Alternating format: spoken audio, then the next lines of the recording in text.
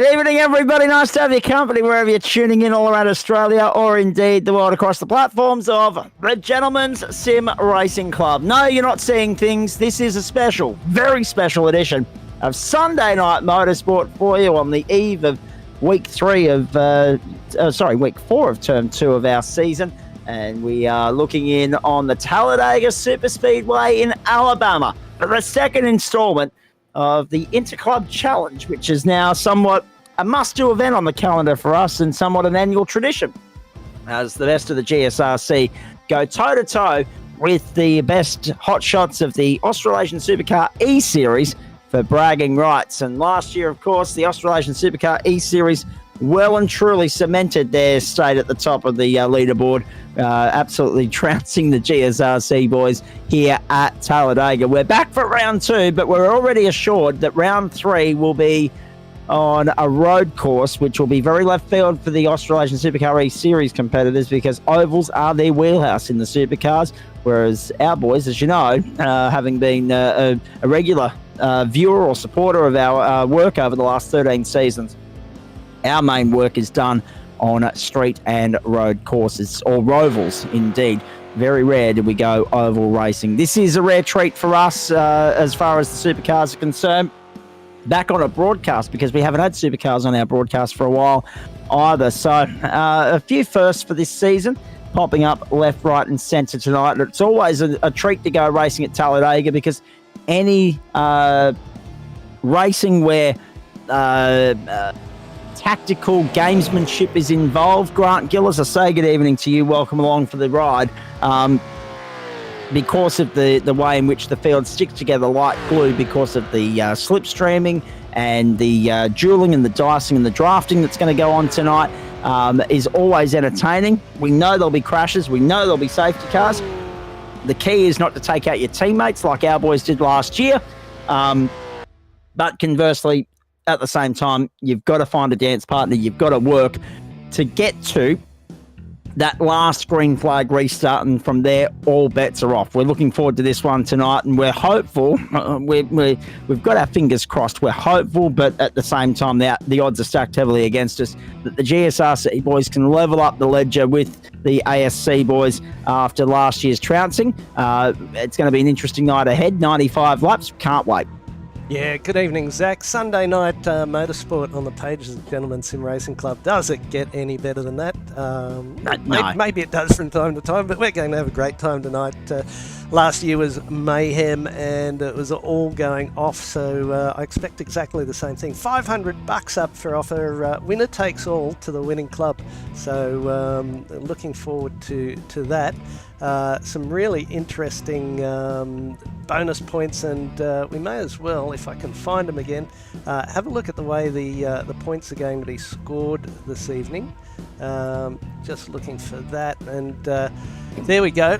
If you can read that, it's a bit rough and ready, but 40 points for the winner. Oh yeah, tonight. A couple of interesting jumps in the points too. You might think it goes 40-39, but no, first gets 40, second 35, top 5 then has a little break down to 6-10. That's 32 down to 30 down to 26, and then jumping again down, lose some more points. Bonus points will be the interesting factor, I should think. Yep. Grant, if we can take a grid shot at this point in time, just have a look at the size of this thing, ladies and gentlemen. There are bonus points up for grabs tonight for things like the fastest lap, a clean race. We're not expecting any of them, just quietly, because everyone will get involved in a big one at some point. Pole position, all that sort of stuff. So Josh Schultz has taken up first honours here with pole position by the narrowest of margins. Adam Malone 0.012 behind him. Andy Barber and Chris Finlay the second row. Raymond Jagger and Troy Davison the third row. Kim Roffey, Warwick Sharp the fourth row. Greg Spencer and Craig Roffey from row 5. Row 6, Gary Wellman and Brendan Van Ryn. Row 7, Nicholas Walsh and Steve Hoppett. Row 8, Pete Matson and Pete Gretton. Row 9, Dwayne Priest and Kate Donnelly. Row 10, Tristan Koch and Steve McLennan. A few of these names will be familiar to those of you that tuned in 12 months ago. A few won't be. Sam Chapman and Robert Culbra from the 11th row. 12th row, Todd Maxfield and Chris Tomlin. 13th row, Trent Lavis and Jamie Nankervis. 14th row, Troy Turner and Jason Marr. Joe Baldwin and Heath Parlett from row 15. From 16, it's going to be Greg Padgett and Shane Roffey. 17, Julian Mookie, Kevin Henderson. 18, Michael Ladder, Ben Woods. 19, Aidan Schultz and Darren McKenzie. 20, Kobe Jordan and Tim Watson.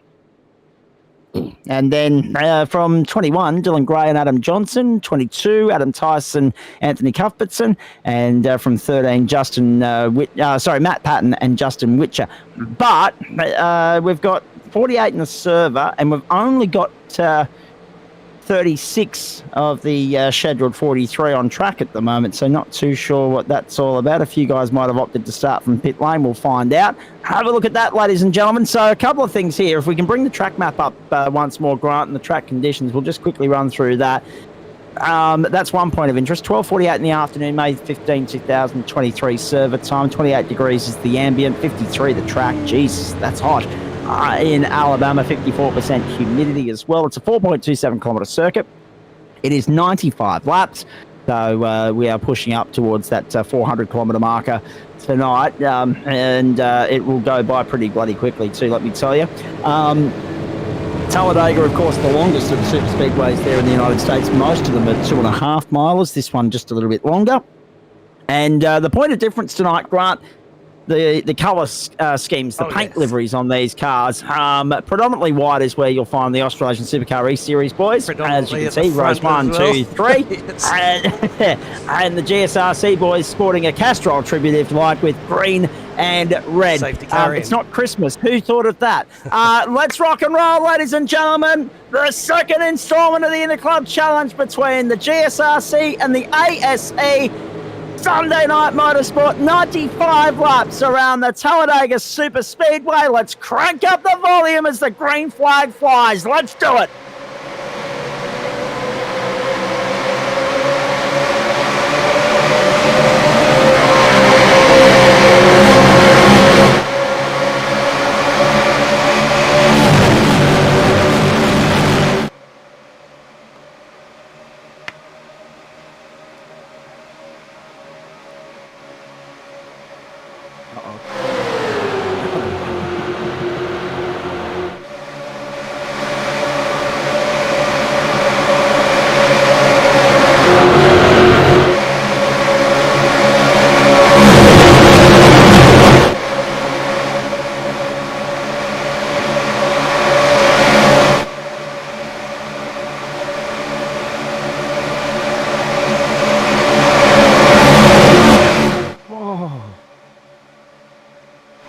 One lap down, 94 to go. At full tilt, it sounds impressive, doesn't it? And already, we've got, I'm happy to report, 42 cars out there. We've got a couple that haven't joined the grid, and we've got a couple that aren't reading correctly on the timing screen for some sort of strange indiscrepancy reason. Peter Gretton, Steve McLennan and Kobe Jordan are out of business thus far. They're not out there on the racetrack, but there are 42 cars out there doing their best work in the early stages here. Round we go. 3 wide will be common practice tonight. At the moment, it's a sea of white, the first 2 rows of 3, and the GSRC boys predominantly sticking to the middle lane there, the first 4, as they come across the line. What an impressive sight that is. But let's be perfectly honest, this is about as predictable as the bingo and lotto numbers, ladies and gentlemen. You just don't know how things are going to play out here at Talladega. And Grant, we're going to go through the motions, essentially. We've got to dot the I's, cross the T's. We've got to get to that final round of pit stops and also the final caution. Safety cars are being controlled by iRacing internally tonight. It's important to note, ladies and gentlemen, there's no live control of that from either our end or their end in race control. So you've got to be mindful of that as well. But iRacing will trigger safety cars a bit more trigger happy than we would. And there will be, by nature of the close pack racing that we're witnessing here and seeing on the screen, there will be cautions. So it's just a matter of keeping your nose clean and playing the strategy game smartly to be there when it matters at the end. And then you will pull the trigger, the gloves will be off, and you will go racing for track position. But at the moment, the ASE boys are very happy with the front 2 rows locked out there, positions 1 through 6 and probably 7 as well, as they hit the back straight for lap 4. There's a 3 hour 25 times certainty on this, but I'd be very about the only way we'd get to 3 hours 25 times certainty is we've ran all 95 laps under caution. I think we'll be okay on that front. I hope so.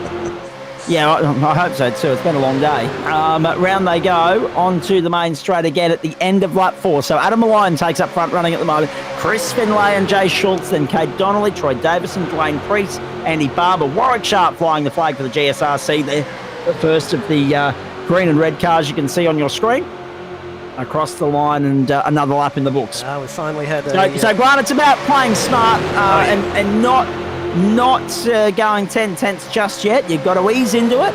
You've got to buy that ticket to the last stint. Well, there's just absolutely no way through. Look at the Australasian Supercar guys. They have absolutely locked out that front. Yeah. And finally, one of the green cars, I'm going to call them green and white cars because Australasian Supercar eSeries is just too much of a mouthful for me on a Sunday night. But one of our green cars dropped down to the lower lane. We had 3 in that third row. Brendan Van Ryn that's dropped down there, Grant in the 717. So Van Ryn wants to get a tow along on the inside. He's the 5th car on the train there. Well, it's a matter of trying to upset this apple cart a little bit. Like you said, very early, but as we saw with the bonus points, pole position gets a point, so Jay Schultz, I think, picked that one up. Fastest lap gets a point. If you lead a lap, and even if you lead 1,000 laps, you still only get 1 point for that. But if you lead the most laps, there's a point there. Yep. And 0x races would be interesting to see during the course of the evening whether anyone's going to score one of those. But they've been very, very well behaved so far. Of course, so far so good. Yeah. It's that's what the guy said as he fell off the 54th floor of the high-rise. And, the window on the 22nd floor, stuck his head out, saying, "How's it going?" Now, is this one of those situations where when we get to safety cars, we'll have a single file or a double file restart? Do we have that information, Grant, or not? I didn't see that information, but we do have lucky dogs and wave rounds. Excellent. So whatever we might need them. Yeah. Lucky dogs and, of course, waiver rounds are essentially any car in the train that's a lap down can get back on the lead lap with the lucky dog. And the waiver rounds, of course, are just to clear the lap traffic in between the leader and the pace car. If that becomes an issue, it shouldn't be here at Talladega. We've got a couple of timing indiscrepancies at the moment, but at the moment there are 38 cars on my screen showing on the lead lap, and there are a few guys already out of business. It's hard to count how many cars are exactly out there at the moment. It's just a sea of green and black and red and green and white, and it's all a bit of a blur, really. You'll get dizzy following these guys around for 95 laps tonight. We're on to lap 8. Adam Malone, Chris Finlay and Kate Donnelly happily holding down the top 3 positions in the front row of the train at the moment. It's a freight train, 3 wide and about 14 deep at the moment. Yeah, probably a really good time to thank some of the people that make both our 100% GSRC competition run and the ASE run, which I think is normally a weekend night they run. And as you said, it's ovals, and then we're on one of their race ovals nights tonight. So. For the GSRC, of course, Waste Options are a fantastic supporter of our GT3 on a Monday and GT4 on a Monday night. Blackout Electrical Solutions brings us Porsche racing, Porsche Open and Elite Cups on Thursday night. Thursday night now. Login Systems bring us our Enduro Series, which is once a month, fantastic Enduro Series. Generally two seasons of about 5 or 6 races over the course of half a year. West Orange Motors, Dave May does a wonderful job around the club and is a committee member. Astute Finance, Insurance and Wealth, and I'd love to have the first and third of those and not need the middle one. But East Brisbane they are, and Fisher and Dorr Lawyers, they're going to be making a few quid out of you as you continue through your Brisbane life, I should think, Zach. Flash Graphics have brought us the wonderful green and red liveries for the GSRC cars tonight, and does such a good job on our club liveries. And then back to Waste Options, and for the ASE, My Private Seller. Who wouldn't love to have a private seller as the sponsor of your club? wonderful work by them. Performance E Streaming, who I would imagine doing all of their streaming for the ASE, and I would imagine do a bloody good job of it as well. United Electrical Solutions, it seems the electrical contractors are very big supporters of sim racing. And rightly so. Hot Toddy's heating installs, how much of that you need up in Brisbane? I'm not sure if he's even in Brisbane, so there's an assumption I've already made. But Todd being one of our racers out there this evening. And then Witcher Electrics, another one of these fantastic electrical companies sorting things out. And Raymond Jaeger, who is a big component of Australasian Supercar eSeries, does web services, so if you need some, hook up with Raymond there. So another lap done. Well done, Grant Gill, running through 2 sets of sponsor sheets, and we've not missed a thing in 3 laps as you've done that. Onto the back straight we go. A little bit of jostling for position there. Predominantly cars sticking to the lower 2 lanes at the moment. In fact, that bottom lane is stacked really heavy.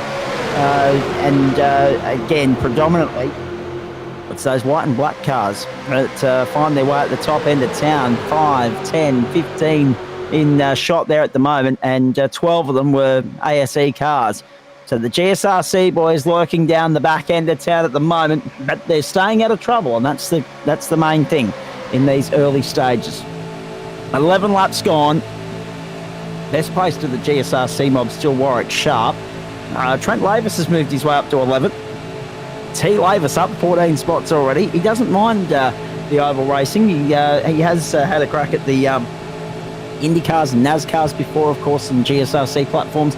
Even an Indy 125 lap, 500 kilometre winner a couple of years ago as well. So he's no stranger to this oval racing caper is T. Lavis, and he's a very versatile character as well. This will be very much, I think, a race of attrition. The guys are doing a very good job. No one's jumping out of line. No one's trying to squeeze through in between impossible gaps. But it will be interesting to see how long they can keep in such close proximity. And then when we get to pit stops, we were astounded last time, both Zach and I, not being grand aficionados of oval racing, certainly not myself, when the entire white team, as they were this year, just all peeled off instantly, all as one. And we went, wow, that's coordinated and done very well. So. Very. So let's see. Parry and Astakis. Actually, that's a very good ASE. question. So the Rothie boys are actually representing ASE. Yeah. In fact, Grant, when we go to a safety car, I know you've got a little placard there, a little banner that tells us who's in which team. So we'll put that up on the screen for everybody's knowledge a little bit later on. I probably should have actually got a copy of that off you before we went on air, but that's another story. Back underway, and across the line we go. 13 laps gone. So 13, 26, 39. 39 gets you to 78. So we're not quite 1/6 of the way through, 1/7 of the way through here on Sunday Night Motorsport, our first edition of Sunday Night Motorsport this year. Thanks for coming along for the ride. If you're enjoying it as much as we're enjoying bringing it to you, then we're doing okay so far. But stick around, because obviously during the safety car periods, if and when they arrive, and that's more a case of when, not if, we will have a chat to a couple of the drivers from each of the 2 teams. We'll drag them into the booth and release them back into the wild. And then, of course, we'll have our usual post-race show as well, while the boys crunch the numbers and do the calculations to determine who's prevailed victorious this season, stacked heavily in the ASE's favour at the moment. So, Lavis and Sharp now trying to work together to work their way through. T. Lavis 11th at the moment. Warwick's in 7th. And thank you, Grant, working on the fly. Well done. Down the back straight we go. And already you can just sense that a couple of these guys are getting unsettled as to they're not quite sure of themselves which lane's the best fit for them. Right now, it will change throughout the course of the night. The high line will work at one point. The low line will be always one of the go-to places for particularly those at the top end of town trying to defend their position. Adam Malone holding down top spot at the moment. Mid-track can sometimes be the place to be. You probably don't want to be high because 9 times out of 10, all the garbage goes to the outside, high, flying into the walls. That's it. You either get hit if you can lay low, you're in a good spot. Yeah, you either get hit by someone from below. There's a touch on the wall already. Second car in the line had a nice little bump there, so just a little lapse of concentration. Yeah. Gosh, it's tight. The 777, that was Dwayne Priest, the second car on the outside. Getting a push along at the moment from Chris Tomlin in the 212. Raymond Jagger moving his way up at the moment. Bit hard to call this like a horse race, ladies and gentlemen, in terms of picking up who's who in the zoo, because it is constantly changing and the liveries are so bloody identical, but the only way to pick them apart is numbers, and they're flashing by very quickly. Good luck reading them. Across the line we go. Malone, Schultz and also Finlay holding down the front row at the moment. Donnelly, Davison and Barber there. Jagger, Priest, Sharp actually up in 8th spot, the best place for the GSRC at the moment, getting pushed through. Van Ryn and Lavis are side by side. They're in 4th in the line. Down the back straight we go. We're on lap 17. It's 95 laps the distance here. 15 minutes already gone. Hope you're enjoying it. It's just a flat-out full throttle fest at the moment.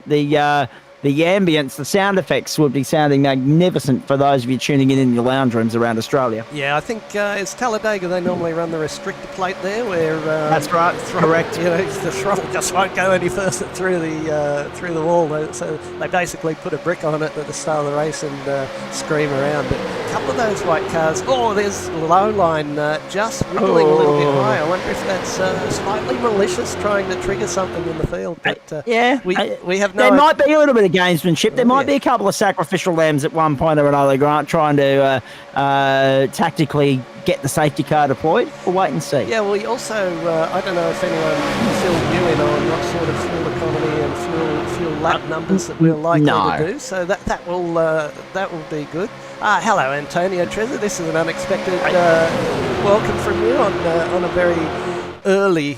Must be Sunday morning in New York. It'll be 20 past 6 in New York this morning as Antonio joins us from the east coast of the United States. Good morning to you. Of course, all eyes on the east coast of America tomorrow morning.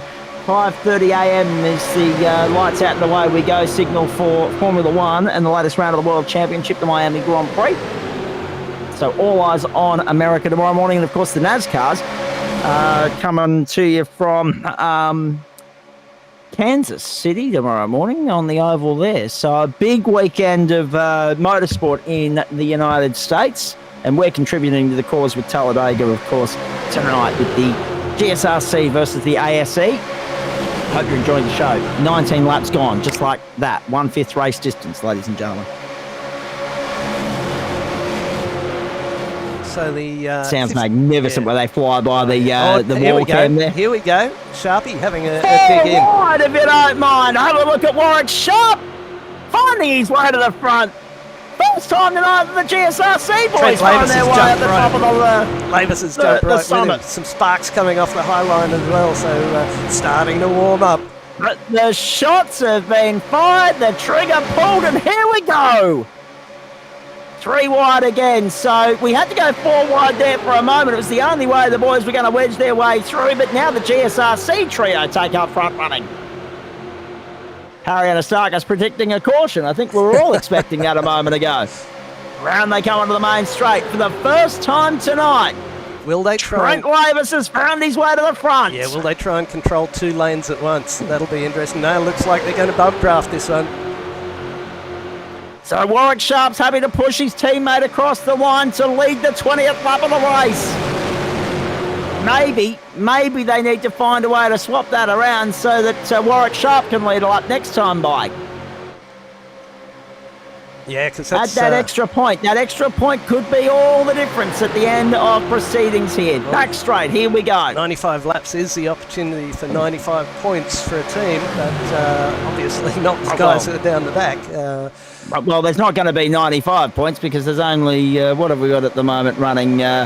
37 drivers. So the maximum amount of lap leaders can be 37. I don't think that would just be extracting a little bit too much of the proverbial. I think, right, if we had all 37 leader laps. Absolutely, but very interesting move at the. What was it, about the 17 and a half minute mark? They decided they'll be in the same Discord channel, and that would have been beautifully coordinated over voice channels where all the ASC guys, they'll be in one channel, and they can talk to each other and they can hear it from each other and plot and scheme and plan their way through. So that's what Lavis and Sharp would have done. I reckon Trent's probably said, "Hey Warwick, let's just throw a little spanner in the works." And look, it's starting to go pretty messy in there as well. Second lane, another green car starting to move up. So very interesting times as we just plough around. Still to see when the pit stops are going to come, Zach. So then you can start doing these calculations and get us to where we need to be. Well, that's exactly right. At one point or another, we're going to get an indication as to where the threshold is and whether this is a 2-stop or a 3-stop affair here at the Talladega Super Speedway. And that's the thing. If you can get to lap 32, 64, technically, 2 stops. But we know that these guys will probably welcome the opportunity to come in and take some fresh rubber at the first round of pit stops. Irrespective of how much that means they can take on board with regards to fuel. So we'll wait and see. There are a little bit of gamesmanship to be playing out here, and look at that. Here we go. Taking now they lanes. want to go too wide. So Warwick Sharp goes to the high line. Trent Lavis stays low. We've got the ASE boys in behind, just waiting for all hell to break loose there. Here come the GSRC boys down the middle now. Middle lane. There we go. 1, 2, 3, 4, 5 of them. Nice. Perry just letting us know Adam Malone always has poor internet. He's starting to flash. Now we've taken all 3 lanes. Yep. There we go. So, Tim Watson, that was coming through. Very nicely done from Tim. So Warwick Sharp with his nose in front. Yeah. Lavis pushing him through. Watson up on the high line. And now we've got predominantly 2 lanes running. Low line and middle track. And now some of the GSRC boys wanting to go back to the high line on the far side. Yeah, they've certainly come in with a little bit more control here, haven't they? The white boys loved leading and taking those front couple of rows, but you can never put it past them that there's some devious scheme at work here. They might be lining up some sharks with frickin' laser beams any minute now, but they are very devious in the way they go about their business and very, very good at it as well. Up around across the high line we go. And now Warwick Sharp leads a lap. Sam Chapman working his way through as well. So it's now 4 at the top of the tree for the GSRC. Doesn't matter much right now, Grant. It matters on lap 95. They'd love nothing more than to take a top 4 here. That would be an upset of the apple cart, no doubt about that. But thankfully, they've got the race smarts of Trent Lavis in there. No doubt, probably being an integral part of the strategic plan of attack here, calling the shots with some assistance from El Presidente, Sam Chapman in the number 1. And, of course, you've got... Chapo's... No, not President. Chapo's, of course, one of our broadcasters. Yeah, sorry, I'm getting people and roles mixed up at the moment. Corey Bennett, the President. Corey Bennett, that's right. So, but Chapo will be in there calling the shots as well. The number 1 now leads across the line. Tim Watson, Troy Turner fighting back on the inside there as well. So all of a sudden, the boys in green and red have found their way to the top end of town. What a sight that is across the back straight. A lot of green. Oh, there's white ones. Whoa. What's he up to? Whoa! What on earth? Getting some temperature in the tyres? Just warming them up, I'd say. Yeah, very odd. So, yeah, interesting to see. Shane Ewan's, of course, in there as well in 4th place. And now we've got some potential gamesmanship happening here. No, we've got a caution. We've got our first caution of the night. I thought they sounded like they were slowing down a little bit there. Yeah. I only just caught the glimpse of yellow in the top of the leaderboard, the top of the totem pole there. So we've got our first caution, ladies and gentlemen. We'll find out why in just a moment. And Parry's calling it right there. You need a ticket to the last 5 laps. Do we jump into the pits there? I think I've got it out, but there are 2 extra sets of tyres for the boys. So they won't want to burn them up too early. They want to have some nice fresh rubber later in the piece. But of course, Parry is a fantastic oval racer in his own regard. So he's going to bring us some really, really good insights, I should think, over the course of the evening via his little flashing thumbs. Indeed. We'll drag in a couple of the boys for a chat here in just a moment and get some insight into how it's all played out thus far. But wait for it, ladies and gentlemen. I would assume, being iRacing rules, that the pits will probably be closed until there's a say-so that they can come in and pit. That usually tends to be the case. Pit lane gets closed and then open once the field is behind the safety car. And there we go. So that would explain why they didn't go into the lane first time round, but they have second time round. Now, whether it was because of crash or because it's a competition caution, that I'm not sure of either. And as soon as these guys get out of the pit lane, we will, and they're taking tyres as well, as you can see there on Sam Chapman's car. As soon as we get an insight into, as soon as we get these guys out of the pit lane, we'll let them focus on the task at hand there first. As soon as they get out of the pit lane, we'll drag a couple of the guys in, have a chat to them, and just suss out what the hell's been going on. Have a look at the chopping and changing on the leaderboard. You wouldn't want to be prone to epileptic fits, would you? Fair dinkum. Josh Zeno just slapping them, throwing down the gauntlet and slapping them with a soggy glove, inner glove. Yes. And we've got mixed pit bays as well. So interesting that there are 2 cars in exactly the same place. Yes. Just to add to the confusion of it all. Right, so has anyone been kind enough to jump into the green room for us? No, they have not. So what we'll do at this point in time is Raymond Jager always seems to be an integral part of the organisation of these events. So we'll drag him in for a chat, and we'll also drag in Trent Lavis as well, because he's been integral in the push forward from the GSRC boys thus far here to have a chat first up on a Sunday night. I'm just having a little bit of trouble dragging Trent up at this point. So we'll check in with Raymond in the meantime. Raymond, so far so good. Everybody keeping their nose clean and out of trouble, knowing full well that this thing's not won until lap 95. Yeah. So far it's been pretty tame. I expected it to be a little bit more hectic, to be honest. So pleasantly surprised. Couple of the GSRC boys made some really good move to the front there. I think it was Warwick Sharp and Trent Laves, I think, made a good forward move to get to the front there. So that was about the only move that happened all for that whole thing. So no, it was good. Well done to those boys. Well, that's exactly why we wanted to bring Trent in to have a chat there as well, mate. Stay with us, because I know we're going around behind the safety car one more time at least. Actually, Raymond, while we've got you, how does this work with regards to restarts? Is it a rolling restart, or in terms of, is it 2x2 like it would be at the start of the race, or is it single file? Yeah, 2x2. Nice. All the way through, yeah. Excellent. And of course, we should also point out that we do have the option of green-white checker overtime if needs be. The reason for the safety car, was this a competition planned caution, or was there actually someone come undone? I didn't see. No, I've got no idea. I assume something must have happened down in the back of the pack, because nothing happened up the front of the pack. No, not from what we saw either. Shane Ewan's just coming into the pit lane now as well. So too Joe Baldwin and Darren McKenzie. And Gary Woolman's been in there for 2 minutes and 21, so that might explain. That might have something to explain. Gaz just fixing a technical issue. Okay, copy that. So, good old technical issues creeping in on a Sunday night. What a bloody surprise! All right, mate. We'll come back to you in just a moment. There's for the benefit of everyone at home, I'm going to keep having a chat to T. Lavis here. That's the Australasian Supercar eSeries team representative list for this year's Interclub Challenge. Trent, Good evening to you. Nice to have you involved in the big dance this year, mates, and many happy returns for the birthday over the weekend as well. Lights a nice way to. A nice way to commemorate it with hopefully a win for the GSRC tonight.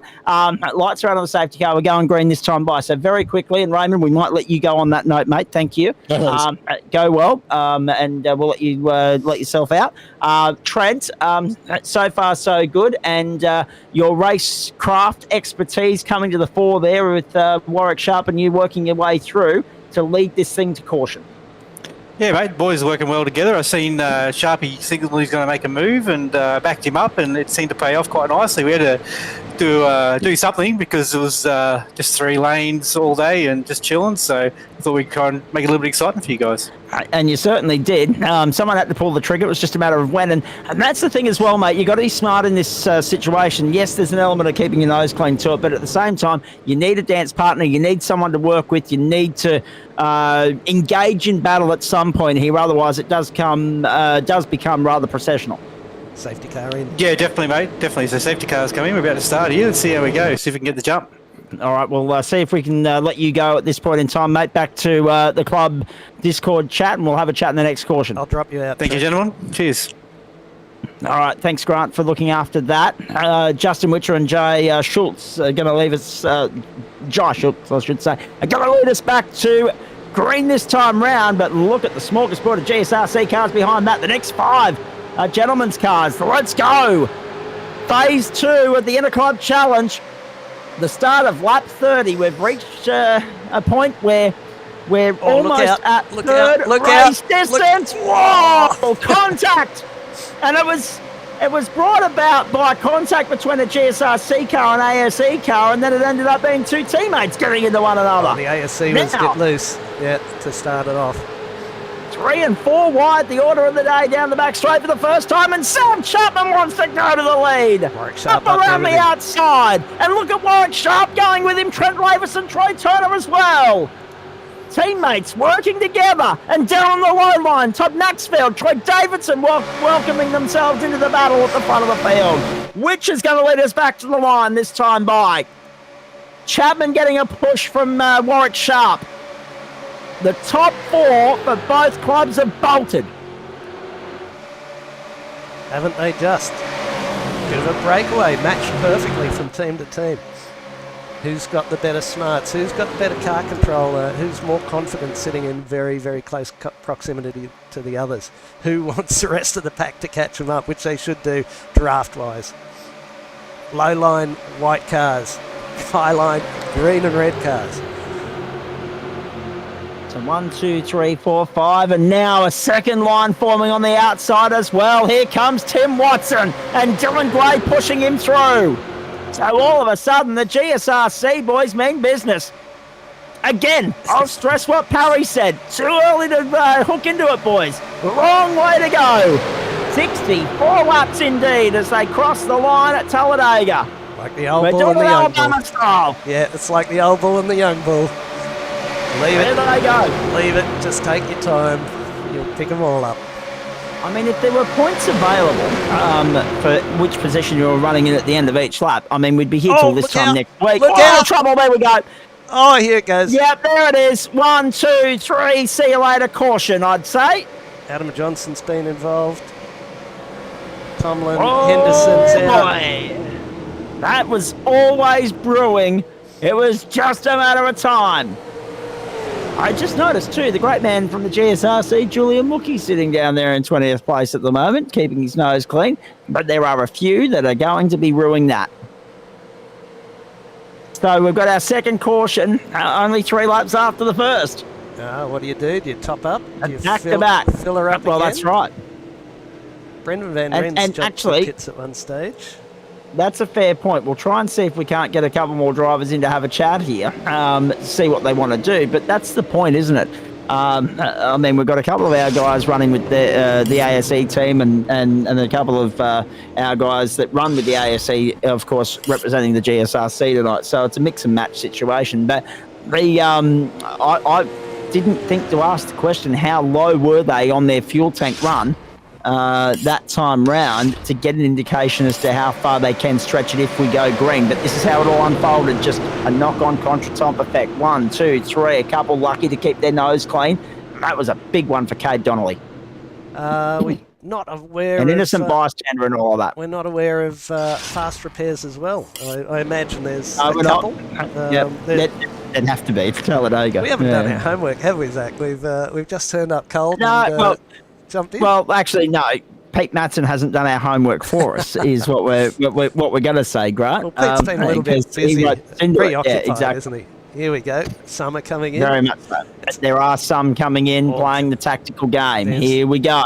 Down pit lane. A couple of balkings there. The white guys staying up high right to the last minute to try and suck in one or two of the green cars to stay out as well. But pretty much the whole field. It seemed last time round the ASC guys left one car out to lead the pack. So... interesting tactics, and because these guys are doing it all the time. Sacrificial lamb. Yeah, we do not. More tyres going on. That's an interesting choice. Maybe they didn't. And first out. There we go. Dylan Gray, I think, just jumped out first in the pack. So well done to him. And here's some cars who didn't come in, who are just picking up that pack, just that little bit further back.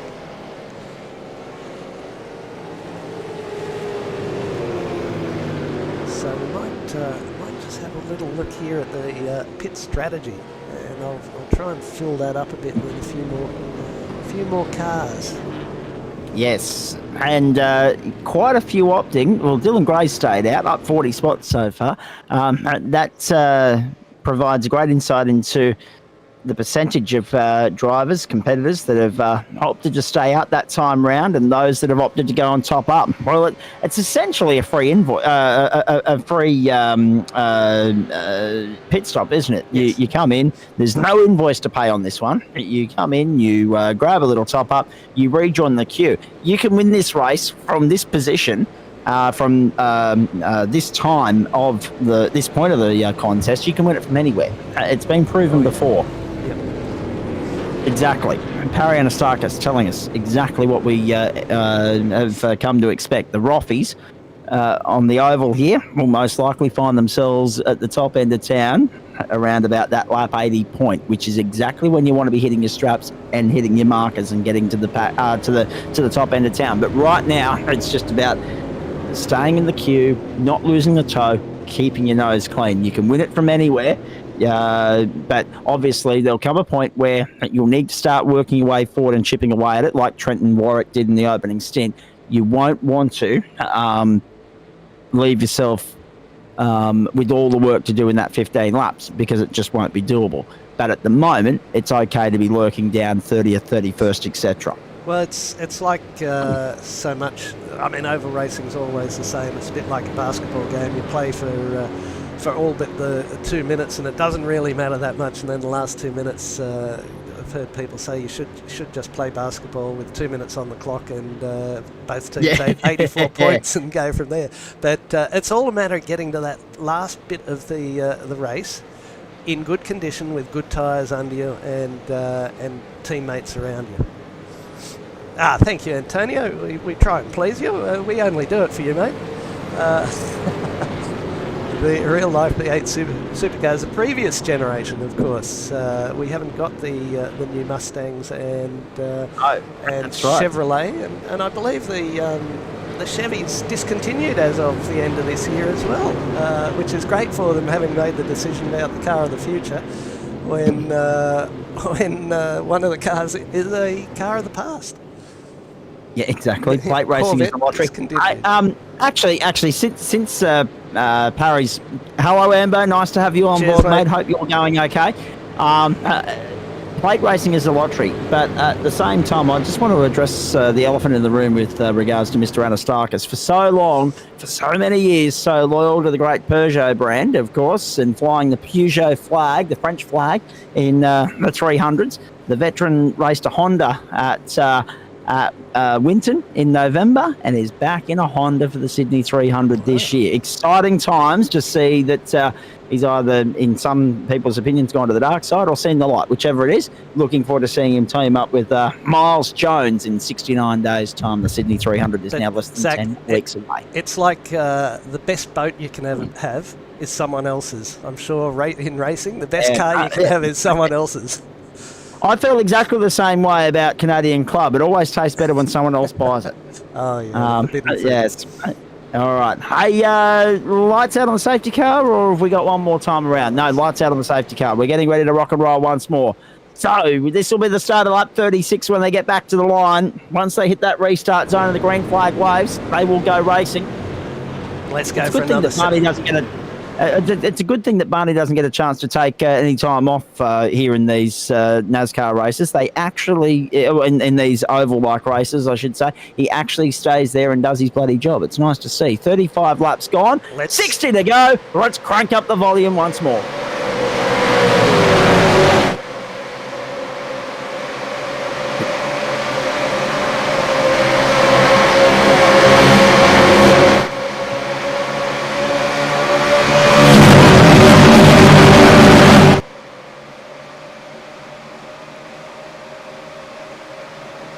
Cameras aren't quite right, but here we go.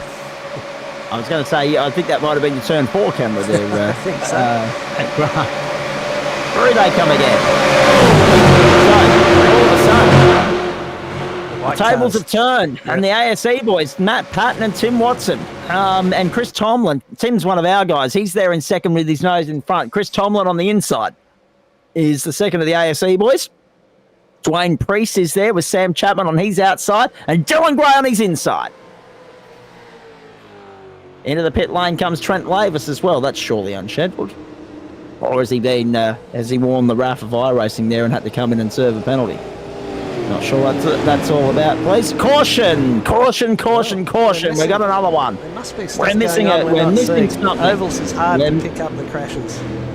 That's right.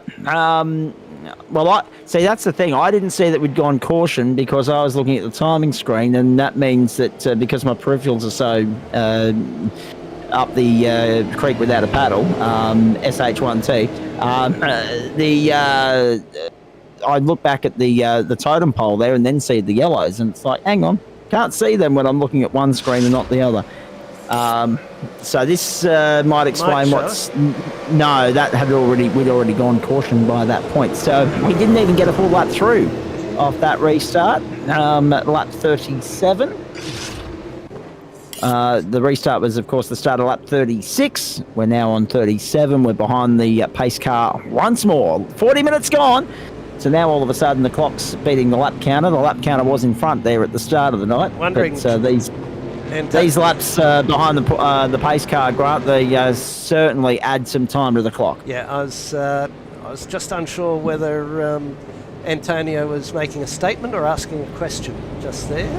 312 with about 215. Here we go, more pit stoppers, so this is going to come on. Let me just flick over to miles per hour for a minute, and we'll pick that up as we go. Let's do that. We'll go top speed. I think we've got top speed. There we go. Access to that. That's a list of who's gone at what speed. Okay, we might have an opportunity here to get an explanation as to what the hell's going on, please. Trent, what's happened? Well, I managed to slot down into a lane, and it looks like someone tried to bump draft me midway through the corner and yeeted me into the fence, didn't they? And they tried to say that I chopped down on their nose, but I was well in front of them before they hit me. I'm just wondering, Trent, was that a white car or a green car? It may have been a white car. It may have been. Rightio. Very diplomatic, sir. That was a question actually from Antonio, because obviously he's used to the imperial system and we're used to metric, and the world should actually embrace metric because that would be progressive and civilised, which is why I'm surprised that Queensland's not stuck in imperial. There we go. That's another story. Did you like that, Grant? Yeah, I thought you might. Okay. So, kilometres per hour to miles per hour. 193.868 is 312 kilometres per hour. 193.8. Yeah, so 300 kilometers an hour is 186 miles, according to my unit converter on the Samsung S23 clever. Galaxy Ultra. So Trent, you might be able to answer an important question for us here, mate. What does this mean as far as your night's concerned? Are you done? Can you get a fast repair? Can you get back out there? What's going on? Let's just say cat amongst the pigeons is probably the best way we're going to play this next half of the race. So, all right, we've got 18 minutes of repairs. So T minus 18 minutes, you'll see me back on track. so there's 80 minutes left of the race, or what? No, there is absolutely no fast repairs, unfortunately. Okay. So I'm so no one gets a get out of jail free card. Essentially, is what you're saying. No. So I've got 18 minutes of required and 26 of optional. So I'm going to be one hand behind my back like I was before, but yes. Yep. Yeah, hopefully no one decides to try and drive through me midway through the corner and make a mess. So we'll see how we go. We may as well keep you here for 18 minutes then, if that's all right with you. In saying all of that, though, obviously, there's been 2 incidents now in 10 laps, and unfortunately, it was a case of it was coming, it was brewing. We knew that. It was just a matter of when, and unfortunately, a little bit of argy-bargy at the backpack or the back end of town triggered the second caution, and this third caution, we still haven't seen the incident, I must admit, Trent. Grant's doing his best to backtrack here for us, but now it's a case of we're past 1/3 race distance, and clearly the gloves are coming off. Yeah, the boys are getting a little impatient. At that last restart there, even at the front, they were getting a bit argy-bargy, even though it's only 30 laps in. So I'm not sure what sort of strategy they were thinking of there, but obviously didn't work too well. But yeah, it's going to be a good end of the race. Hopefully Team Green will keep up the front there. I think we had good numbers there that second start, and hopefully they get to stay up there without finding the fence. Ridley Turner highlights a very interesting point. We'd already touched on the crossovers, GSRC that races ASE that are representing ASE, not GSRC tonight, and vice versa. There's an interesting one from Ridley Turner that I wasn't even aware of. Jason Murray and Heath Parlett, who we see in our servers Parlett particularly, they're racing for ASE. Troy Turner for us, and even though they all race for Skeleton Sim Sports. So that's the point of difference tonight. You got to put those team, I guess, allegiances. Thank you. I was having a brain fade, and those affiliations to one side, and focus on the club loyalties this time round. So we've got Richie we'll see if the gloves come off there a little bit later on, if there's any potential square-ups. Yeah, we've got Richie Tramarco running in there as well for the ASE, a.k.a. The Wizard, a.k.a. Rick Vincent. So, there's... Well done to Antonio for installing the first Days of Thunder reference of the night as well. Thank you. All right, I like that. Treno, if only you could hit the iRacing pace car. Unfortunately, I don't think you can. That being said, once F1 23 comes out on the PlayStation platform, I'll give it a crack for you. Ready for a restart here. Stay with us, Trent. We'll come back to you in just a moment. This is the start of lap 40 coming our way now, ladies and gentlemen. So 56 laps to go at Talladega. And have a look at that. Dylan Gray wanted to jump early. Pete Matson He's gone. And also Sam Chapman jumping early down the high side, up on lane number 3. Dylan Gray, Pete Matson, Julian Rookie in that low line for the GSRC. Jai Schultz, Matt Payton and Justin Witcher with Blaine Priest in the following spots. But Julian Rookie looks like he's running as a bit of a blocker there just to make sure. Oh, Julian, don't go too high. They want to fill the front two rows on those Here lanes. we go. Oh, nearly 4 wide down the back straight. Now Mookie getting a push from the ASE boys. That could end in to the inside he goes. So 3 GSRC cars there. 1, 2, 3 on the inside, matched by the 2 ASE boys there in the middle lane. They've now got 2 for company, and there's 2 GSRC boys on the high line. So the top 10 separated by mere inches here, and I'll speak in inches because we're in the United States. And 47 minutes gone. Lap 41. And now you just sense that everyone's a little bit on the edge here, just waiting for the fireworks to erupt. Oh, with Whoa, getting a almost little a loose. Touch of brakes Josh from that Schultz, second Julian car. Mookie arguing over the same piece of real estate at the top end of town, and Mookie getting a push through look from at Sam Peyton. Chapman and Dylan Gray. Peyton in the car 48 there is squeezing on the brakes every now and then. That's how much draft is affecting them. That'll run into fuel numbers, which is good. Okay. But on board with Pete Matson, he is a top oval racer as well. Often runs with these fellas, and that's the link between the GSRC and The ASE. orchestrator is Pete Matson, that's right. And nice to see him running at the pointy end of town. He'll enjoy it while it lasts because he's very well aware of the potential for carnage here. The further we get into this thing. Already 3 cautions if you're just joining us in 48 minutes of racing. Sunday night motorsport on the platforms of the Gentleman Sim Racing Club. The GSRC versus the ASE. And Antonio highlighting, yes, the cars are moving around big time. And that is a recipe for disaster because you only have to, twitch left or right mere inches and you've got a car right in your door. Schultz and Maher have jumped into that low lane and There we go. trying to block out the green, but we've got the top lane as well coming through, so very interesting, and it's just way too close for comfort. Dylan Gray, very towy there, the lead green car on the low lap. He is giving it to him big time curry there. He's not happy with him, but flying through there. Sam Chapman in the middle lane as well, and up high, I think, trying to work out who's who at the moment. Very difficult.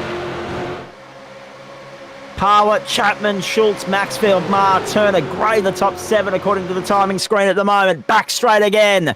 Troy Turner. 3 ASE cars working together on the inside. The GSRC boys now on the outside, and there's a little bit of a mix in the middle. But the bottom line, predominantly the most populated at the moment, working well back down the back straight there.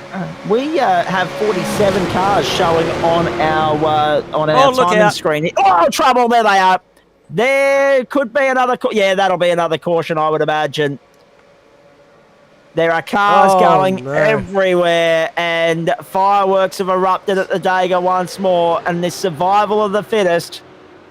Although, hang on, no caution's been waved yet. I find that astonishing. I find that absolutely astonishing on lap 44 that we don't have another caution. Wow. Heath Parlett, Dylan Gray, Todd Maxfield, the top 3 here at the moment. As they come down the back straight once more, and that's opened this thing right up. Whoa, Dylan trying to get down to the low line.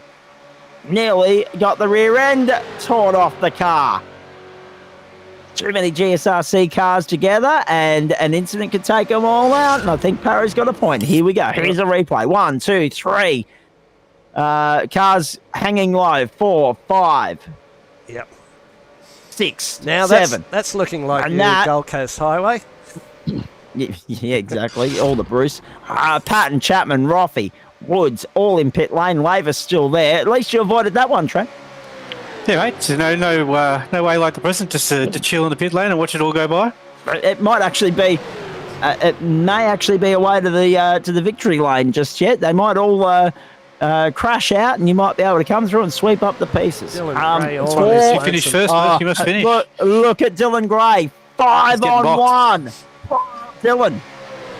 There is an opportunity there if you can make it happen to use the side draft. Yep. Side draft is super powerful, even better than the bump in these things. So if he can manage to stick beside them, he'll get pulled along quite nicely. Yeah, he's just done exactly that. Look, I think with the number of people joining you in the pits there, Trent, you'll be able to have a tailgate party. They love doing that in America. I'm going for a top 20 finish here. We'll see how we go. Oh, well, to finish in the top 20 first, you must finish, right? You're out of all the danger. They can all sit there and have something from the bar or something from the cafe whilst they wait to get back out on the racetrack. And that's the downfall, I guess. I mean, it adds to the realism of it, and I appreciate that as a traditionalist. But it does take away from the spectacle that we've now got so many cars hanging out on pit lane trying to sort themselves out and get back on the racetrack. That is the pitfall of no fast repairs tonight. But look at that. 1, 2, 3, 4, 5, 6 now. ASE cars dominating that top 7 there. Dylan Gray somehow keeping his nose in front. And you're right, he's got no friends at all. Right there at the front end of town. He looks very lonely, does D. Gray. Now, behind that, Grant, the next pack is looking very, very dicey. Yeah, let's have a look at that. Jump on Let's see where we are. Dylan Gray and Todd Maxfield are in the front. Hey, yeah, that's right. And the next pack is very small. 3 cars there. There they go. Straight on by. 2 ASE and 1 GSRC. There's a few more of the GSRC, boys. That's not where they want to be, boys. You want to be back towards the front. I'm not sure how iRacing let that one go. It just goes to show you how inconsistent these video games can be sometimes. These simulators and the like. Ooh, don't say the V word, mate. No. But I was more drawing a comparison. So the simulator, of course, that would normally have triggered a caution. We know that. That being said, I once had an incident in one of the Formula 1 games on the PlayStation where 6 or 7 cars got taken out, not a safety car, not a virtual safety car. So, I mean, these software platforms, they're not as consistent as you'd imagine them to be. They're not as they're not the full quid sometimes. Through we go once more onto the back straight. Yes, and I apologise though, because saying video game on a sim, that's almost as bad as swearing. So I'm sure Chris Whitaker will be up me for the rent on that one tomorrow night. Antonio, yeah, real life would have been a red flag, and how good to see that EA Sports and Codemasters are bringing the red flags back to Formula 1, by the way. I'm looking forward to giving that a real workout when June 16 rolls around. Down the main straight we go. Dylan Gray, the leader here at Talladega. He's now got a friend. He's now got a playmate there in the form of Aiden Schultz in 10th place. Schultz needs to be smart about this and work his way through and find his way to Dylan. I wonder if Aiden's... It's the only way they stand a chance. Aiden and Jai are related, because Jai's... Oh, is that what we discussed earlier with the teammates? That's a very good... Brothers and teammates racing for different groups. No, Jay Schultz is SCHULTZ and Aiden doesn't have the T. So that'll do away with that. If they just do it to upset me, I thought. They just do it. Yep. They just do it to annoy you, like the different spelling of Matt and Chris Whitaker. Yes. One's got 2 T's, one's got 1. And that has always been a talking point in our Discord servers. Absolutely. Across the line we go. Dylan Gray, Aiden Schultz. Aiden Schultz now finds his way to the front. Dylan's been swamped back to 7th. So Aiden Schultz leads a lap. There's another point to the GSRC. We'll take Schultz leads his first lap of the night. Exactly. Especially now with only 2 players in the game at the top end of town. Dylan up the high line with the side draft, gets up to the outside and works with Schultz down. So all of a sudden, 3 in the queue, 3 in the line, 3 in the bed, and the little one said, no, I'm going to pull across and cover off Aiden Schultz. Roll over. There you go. So Dylan Gray, all of a sudden, he's the making a sandwich. Ooh. Jeez. Car 27. Have a look at that. Oh. That was Jai Schultz getting up on the inside and going to the lead. Whoa, there we go. Hip and shoulder, if you don't mind. How the hell did they manage to get out of that scot-free? I think that was Andy Barber, maybe? Yeah. Oh, goodness me. And that was nearly ASE car taking out ASE car. That could have been deadly for those guys. Yeah. That could have been catastrophic. Greg Padgett. To their chances. Back we go. Look at the GSRC boys working together here. Yeah, Greg Padgett and Heath Parlett are running back there. 2 of the green cars, Raymond Jager, Mr. ASC. It was good driving. In there with Shane Newens is one of the greens. As far as I can tell, Warwick Sharp's still running pretty well there, back in 14th spot. So he's second in that group of 3 on the high line. Car 222. Thank you for your messenger information there, Parry Anastakis, as well. All will be revealed for everybody else closer to the Sydney 300. I'm going to keep that one up my sleeve for the moment. So, Dylan Gray, Todd Maxfield, and Jai Schultz, the top 3 at the moment. Jason Maher, Andy Barber, Heath Parlett, Troy Davidson, Craig Roffey, Dwayne Priest, and Aiden Schultz, the top 10 here. So how quickly did Gray go from 1st back to 7th? Did Schultz go up to 1st and now back to 10th? Down the back straight we go. So the gap between... And 2 distinct battle packs there, Grant. You had them both in shot. I was about to say exactly that. Dwayne Priest is the last of this pack. Top 10 in this pack.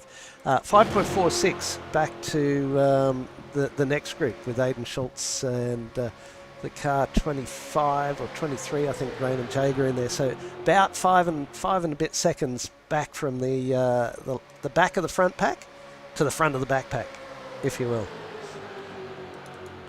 There's more goings on, and this is just where is Craig Roffey? We'll find out. Craig Roffey is that's a very good question, actually. Down the order at the moment, according to what I'm seeing here. Tim Roffey's in 20th place. Shane Roffey's down the order. Pete Matson's down the order. So there's an indication as to some of the names that got caught up in that last bungle. Craig Roffey's 4th at the moment. Craig. Oh, there we go. Hip and shoulder. What was that? On the back straight. And remember, there's something there's more in the wall. We're not going to get to 95 the first laps. bit of contact we saw. Jeez. And no caution again. What the hell's going on there? Have a look at this. Jason Ma. Bang. Oh. Bye-bye. White cars have been... There's something to be said about racing below the yellow line as well. I believe below the yellow line's out of bounds on the super speedways as well. So keep an eye on that. Because iRacing won't view that too favourably either. Yep. So someone mentioned the second pack. Yeah, Antonio is closing in. They're 4.5 seconds now, so they're closing that down pretty quick. Those white cars are way below the yellow line. And here's a pitter, is it? That's odd. iRacing safety cars, Antonio. So iRacing are controlling the cautions on this one, so it'd have to be a little bit bigger than that, I think, to get them to throw it, which is disappointing actually, because in the real world, again, highlighting the differences between the realism and the simulator. If that was real world, they would have thrown it as soon as the car went sideways. They wouldn't have even waited for the contact in the wall. Tell you what, Dylan Gray's doing a great job. He is really holding the flag high, but doing a great job of it. So far, so good.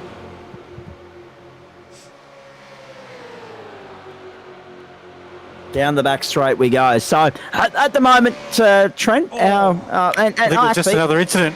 There was just another incident. You're right, and now the yellow is out. About time. Third time lucky, the yellow flag flies. I'm not terribly sure what the hell's going on there at the moment. Pete Matson might be able to make sense for us. He's joined us in the booth right now. Trent, I'll get back to you in a moment. Pete, unfortunately, there's been a fair rate of attrition in the last 15 laps. Yeah, there has. It's, it's well said. Frustrating, mate. So, there was a couple of moves that just shouldn't have been made. So I think Patton went through and took out quite a few people. He had room, but just not a lot of room. That's true. So. Yeah. Now, just quickly while we've got you, you're one of the ringleaders and orchestrators of all of this. It's a great concept. We enjoyed it immensely. We got our hand fed to us last year. We had to swallow some humble pie. But we've lined up again for potentially another trouncing in 2023. But there's something to be said about supercar racing and its popularity on these platforms, and also the way in which the ASE boys, which you're part of when you're not racing with us, the way in which they embrace oval racing with these cars. It's a completely different playing field to what we're used to.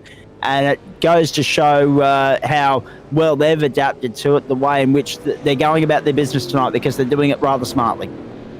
Yeah, look, absolutely. We ate humble pie last year, and I think this year, the first 40 laps were incident free. I thought we did. Yeah, I thought we ran really well, considering we don't traditionally do that within the gentlemen's club. So. And we've got a lot of rookies in here as well, and I think that they've done really well. We showed a lot of patience just hanging back, and then I think we've got a bit of red mist, and we want to be up the front, and rather than look at the lack of attrition that we should have been playing with. But it is what it is. Very full at the moment, by the way, everybody, as everyone comes in to complete a top. What's the fuel mileage like here, Pete, as well? How many laps can you get out of a tank, please? Yeah, we're doing about 2.4. litres per lap, which I think is 30 odd. Obviously, we haven't run a full tank through, so no. So essentially, what you're telling me is 30 laps. We've got 39. We've got 39 laps to go. So you're anticipating that anyone that's fueled up now will still have an invoice to pay. Yeah, correct. Yep. Yeah, we won't get home from here. So. All right. That's exciting. That adds an element of intrigue and strategy to it at the back end here. But caution number 4 of the night as well. So they've come thick and fast. There were 2 there that we thought we should have got that we didn't, but that's the inconsistency of iRacing for you. Yeah, absolutely. They're certainly the one that I got collected in because we were off track and the track was clear. There was no yellow. So I ended up with a blown engine, so I'm out for about 30 minutes or something. So. No, that's no good. Well, Trent's been in there for a while as well. How far are you off getting back on the track, please, Trent? I'm 20 minutes down. You're 23 to go. I think 24 to go. Oh, no. That's about 2 or 3 spicy colas. That's right. Neil, I'm just due for a reload, actually. I'm about 5 deep. I need another one to keep you rolling. Do that. Good, more spice, how are the less birthday cola. celebrations, Trent? Sorry? How are the birthday celebrations, mate? Oh, pretty chilled, mate. Just, another year, just stayed at home. Mrs. bought me a bread maker, so I made us fancy bread and had that for dinner, a bit of wine. We're good to go. Excellent. That's what it's like getting older, mate. You hit 35 and you just cruise. So. Yeah. That's not older. I gotcha. There we go. If you want to hear about old. Says Grant, who notched up a milestone last week himself. And well done on that too, by the way. Warwick Sharp, Steve McLennan, Toby Jordan, Peter Gretton, and Raymond Jagger into pit lane right now. Thank you, Antonio. Pete, just while we've got you, well done on orchestrating all of this with the help of the boys from the ASE. The race isn't done yet. We know that the GSRC boys are still hovering there, lurking. There is still the potential that one of our boys might lead it across the line, but with some of the walking wounded that we've got out there at the moment, it's looking as though the ASE boys might be able to get the job done again this year. Yeah, it's looking that way. I mean, we've got Dylan up front. Doing a great job too. He's doing a great job. So I told him he needed to be there at the end, so he's listened to me, which is great. That's it. And I think we've still got Sharpie up there. So we've still got a few players, but it looks like they've got more cars at the moment. Yes. Just while we've got a moment on the subject, I've already mentioned a couple of birthdays happy birthday to one of my good mates, one of my media colleagues from last year's XL Nationals, Matthew Tatani from Team Tatani Racing, and well done also to the team, him, Lisa, and the rest of their crew. They were second in the 6-hour regularity relay at Malala today as well. That result only coming through a few moments ago. So well done to Team Tatani, and yes, they're plying their trade and doing so bloody beautifully, both on and off the track at the moment, and looking forward to seeing them in a few weeks. Now, caution coming to an end here. Pace car will come back into the lane in just a moment. The ASE boys are going to lead us 1 through 5 back to the start-finish line for restart number 4 of the night. How long are we going to stay clean for this time, boys? Oh, I think we'll do another 20, 25 laps clean. Keep an eye out on Sharpie. I think he's currently in 22nd. Pageant, he kept his nose clean, so he's up there when it counts.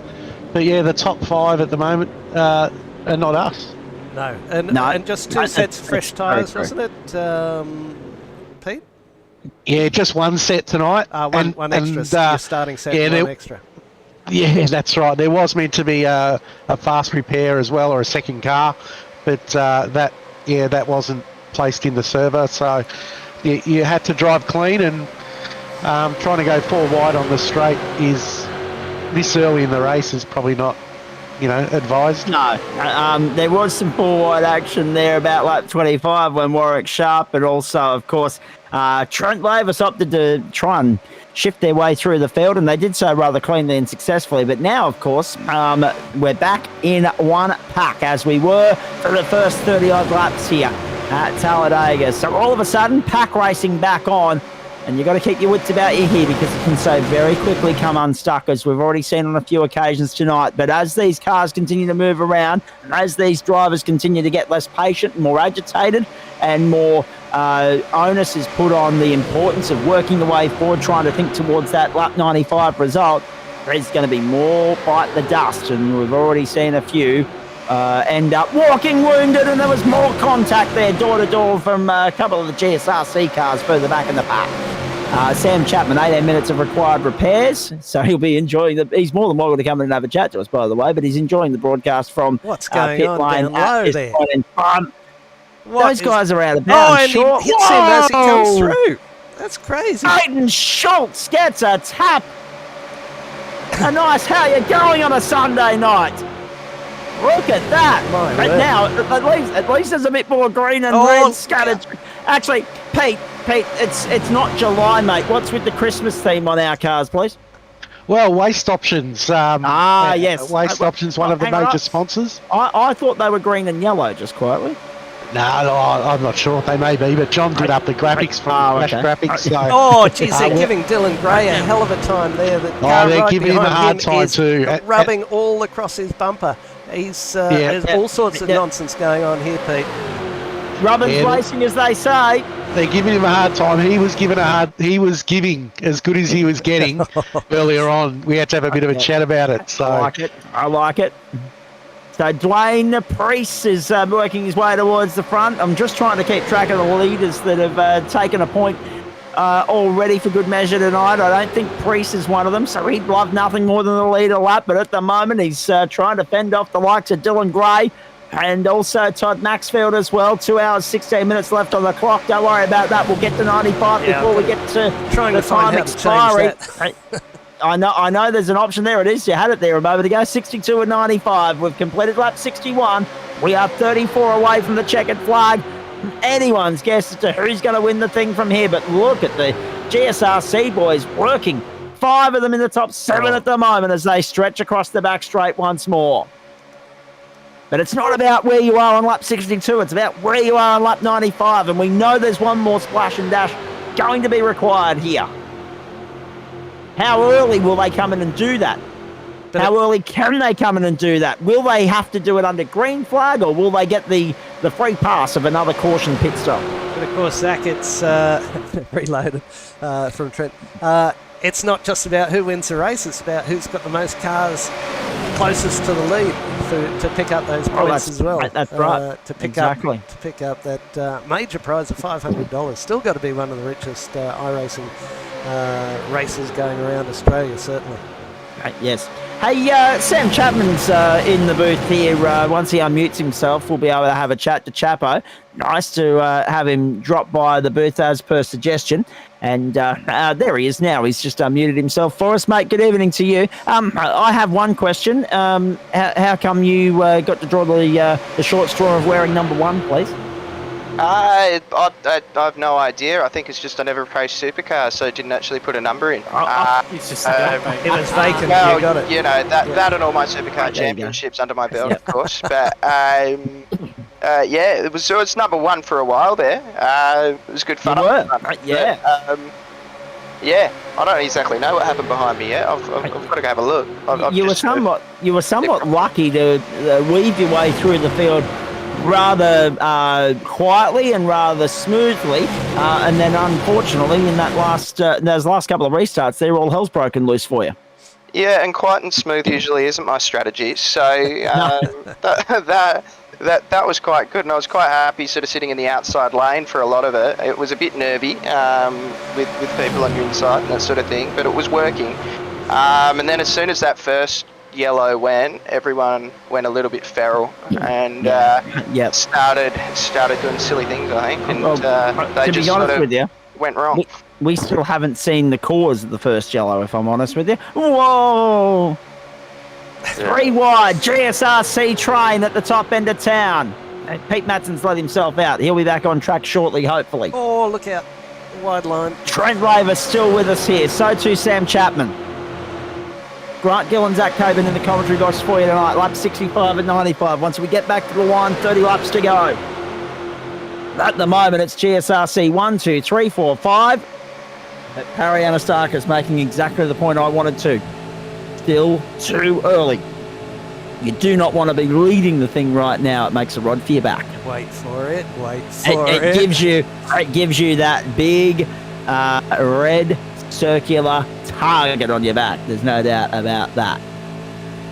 Down the main straight we go. It's a long run out of the final corner to the checkered flag, and there'll be a little bit of gamesmanship involved in that in the back end here with regards to slipstreaming and the like, and how far back you can make the lunge from.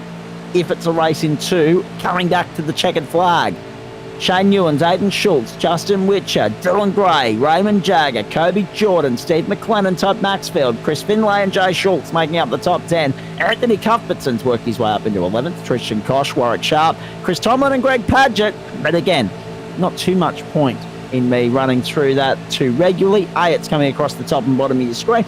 But at the same time, ladies and gentlemen, it is like a lottery out there at the moment. It is chopping and changing like you wouldn't imagine.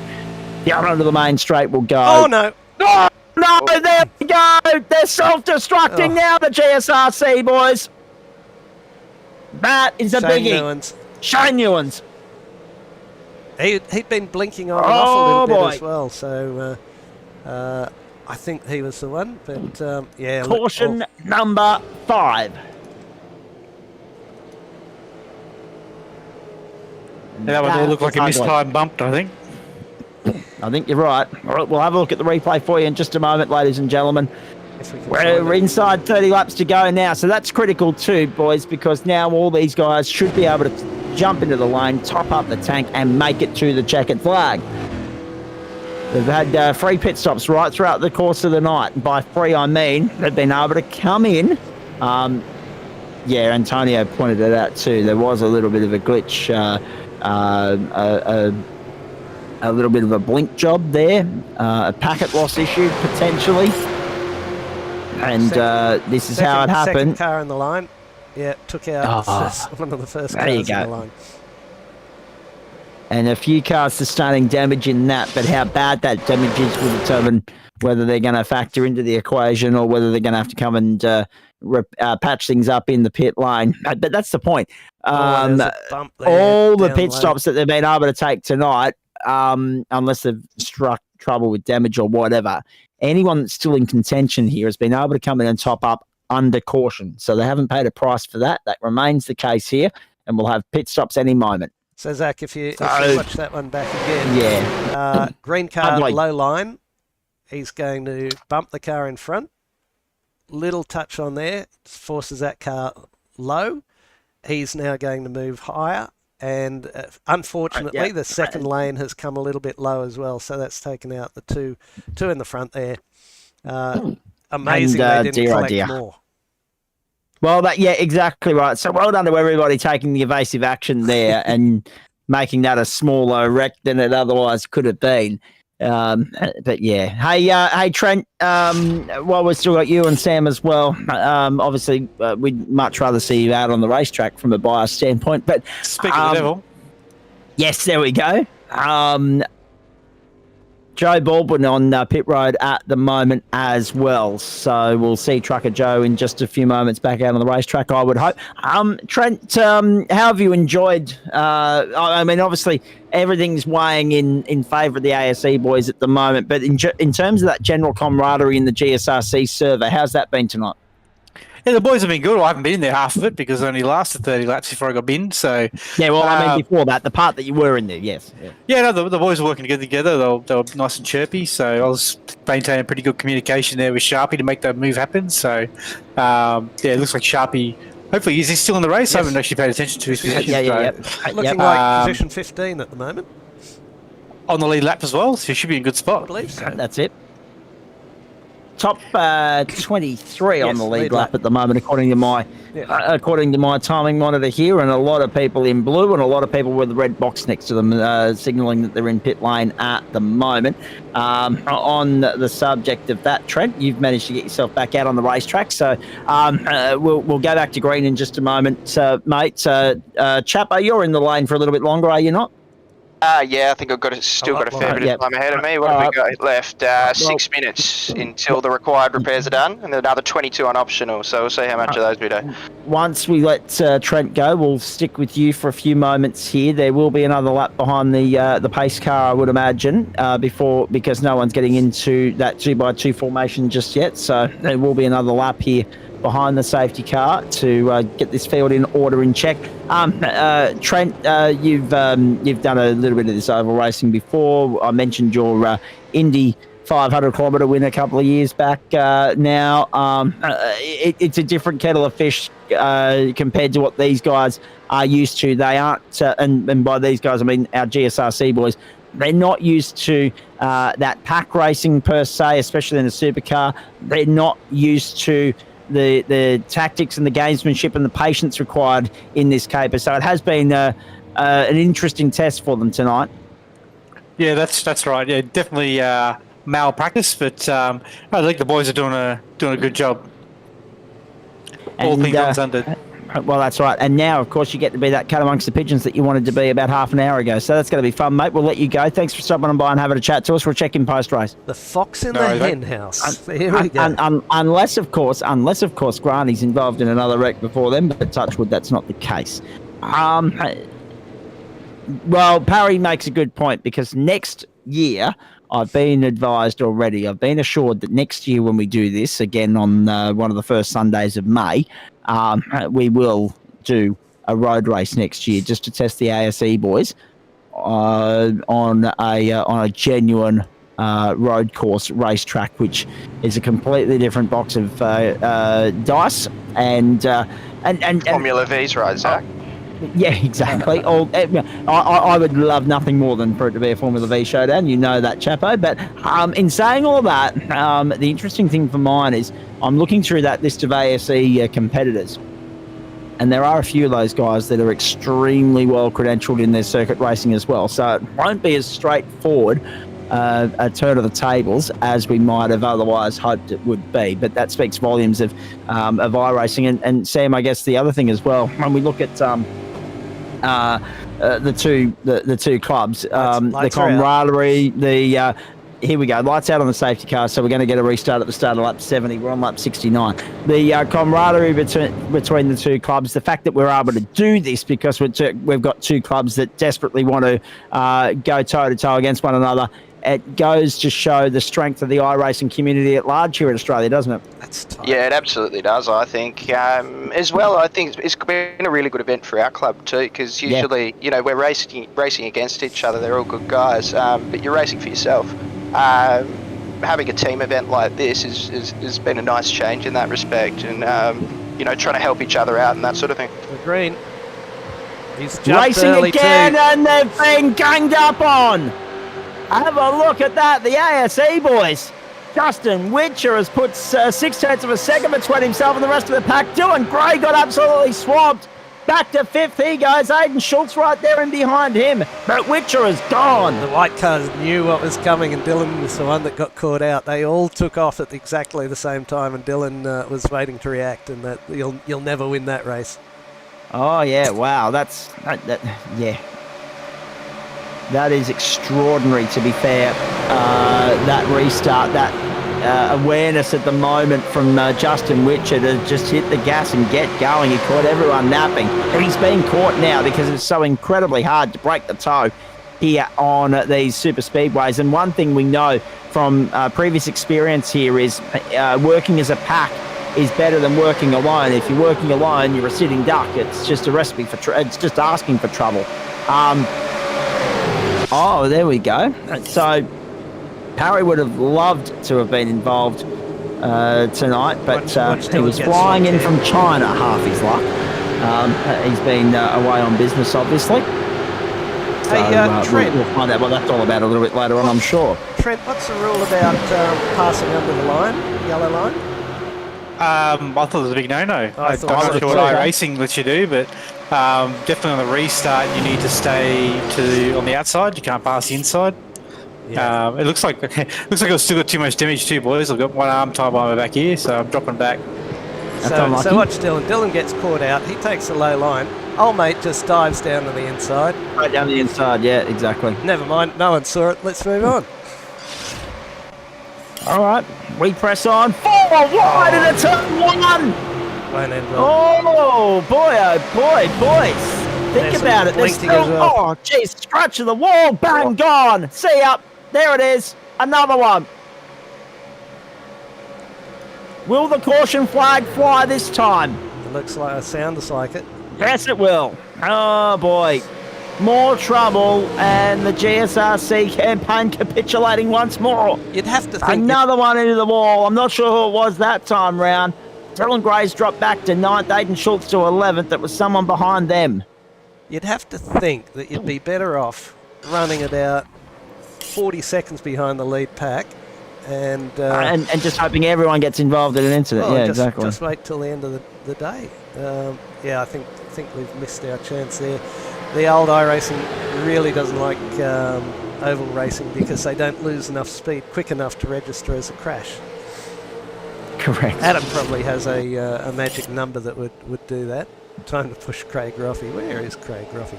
Kim Roffey is in 10th place. 73 of 95. So we're into the final quarter of the race now, boys. Craig Roffey. Roffey.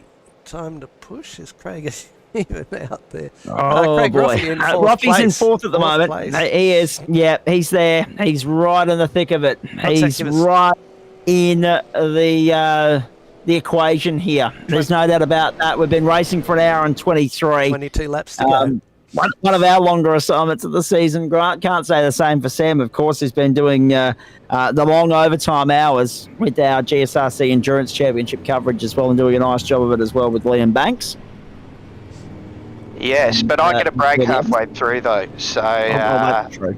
yeah, so go get some lunch and that sort of thing. I will say as well, they should all have enough fuel now to get to the end, I'd imagine. 30 laps, I think we were indicated. Yeah. Unless you're flirting with the line and opting not to go in.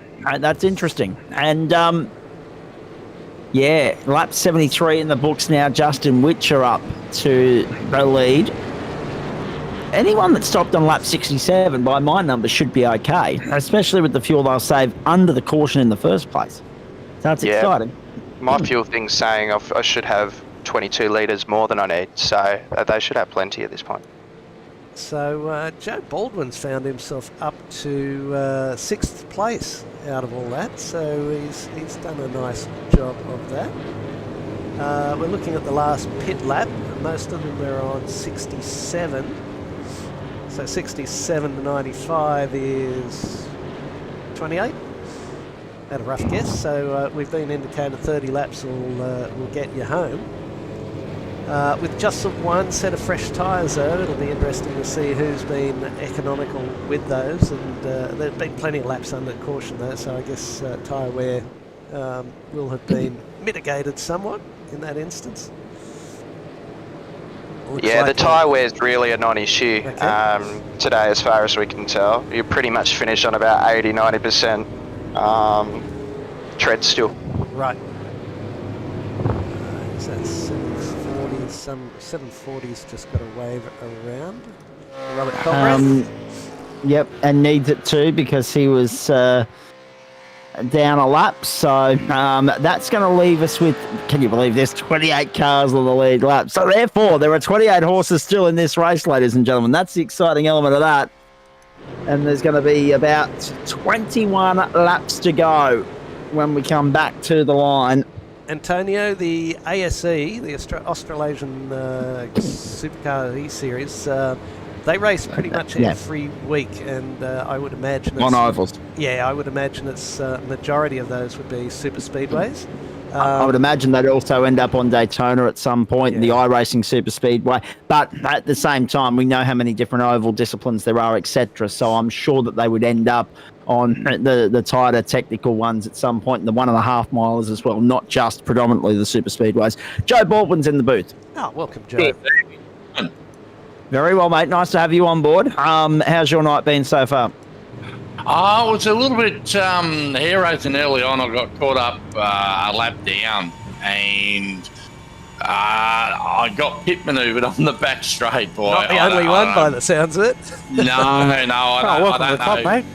what was going on, or whether or not he's on a single screen, or what. I'm not sure what was going on there. But unfortunately, that last incident, Brendan Van Ryn, his internet dropped out. I was behind him. He disappeared, and yeah, by the time he come back, it basically said that I hit him, but I couldn't see him. So yeah, unfortunate for Brendan, he's been having a bit of internet issue lately, but yeah, that was certainly a non-intentional one. But I'm just glad to get up here. Hopefully we can represent at the end of the race for GSRC tonight. Well, you're in a good spot, mate, in Absolutely. 6th place on the track, so that's a pretty good effort.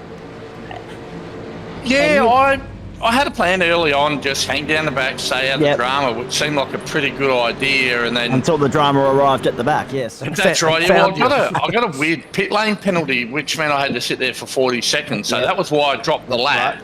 Yeah. But no, back on the lead lap now, and yeah. So what have we got? 19 to go. See what we can do.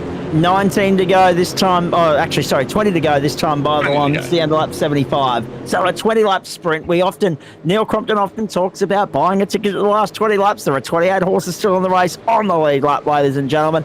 But as we know, the closer we get to the checkered flag, the more the fireworks start to let off. So we just wait with bated breath to see where the next sting in the tail comes from and who falls foul of the carnage and the garbage. And how many innocent bystanders are included within as well. But we know how this works, Joe. That's right. Yeah, I'm the lead gentleman at the moment, so I've got to try and hold the flag and wave it high. So I better get back to it, guys. Right, Good mate, call. go well, We'll see good you on luck. the other side. Good on you, Joe. Good We luck. will indeed. Hang with Dylan. He's doing well. Exactly. Safety In 7th car place coming at in. the moment. Set for a restart. Another one. I've lost count of the amount of bloody cautions we've had tonight. There's been a few of them. We've been Lap racing for 88 minutes so far, ladies and 20 gentlemen. laps to go. At the start of lap 76, 20 laps to go. All these guys should be right on fuel to get us to the checkered flag. Will we get there caution free? No. Statistically speaking, based on what we've seen thus far in this race, the answer would have to be gone no. early Back again. to green we go. And look at the ASC car swamp. 1, 2, 3, 4. Down the inside. Joe Paul in the best place for the GSRC cars at the moment. And watch. Yep, Lee Williamson's got a good point. Hello, Lethal. The dark horse is Warwick Sharp in 18th, and we saw what he did with you in the opening stint, Trent Lavis. He worked his way through rather smartly and rather swiftly, rather cleanly, but at the same time quietly too.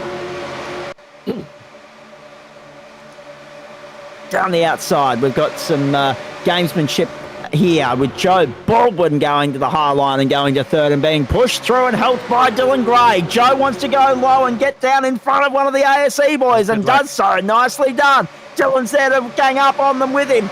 And they go and take the lead, the GSRC boys. Now Dylan wants to lead it, and Joe's happy to push him through. Up to the high side comes Jai Schultz to be second at the post by the narrowest of margins. Todd Maxfield working with him and Justin Witcher as well. 3 wide for the ASE boys in behind. Sam Chapman looks like he's back out on the racetrack. He's left the booth. But through they go once more. We'll have a chat to some of the ASE boys in just a moment. We haven't had much of a chance to do that tonight. There's been plenty happening out there. Although that being said, Pete Matson's more of an event representative because he's part of both clubs. Dylan Gray, big wiggle. Jeez, Dylan Gray. Hold your breath, Australia. It's over in 18 laps time and we're still none the wiser as to who's going to win the thing. I think the ASE boys might have the points given the majority rules factor here. But at the 4 wide, that doesn't normally work. Oh, someone coming out of Across the line we go. Now, we mentioned earlier the points breakdown for tonight as well, Grant. 40 for the win, 35 for second. From 30th onwards, you just get a point for finishing. It's like a participation trophy. You just get a point for finishing. And then, of course, trouble on the back straight. Oh, they're just selectively picking us off. Looks like.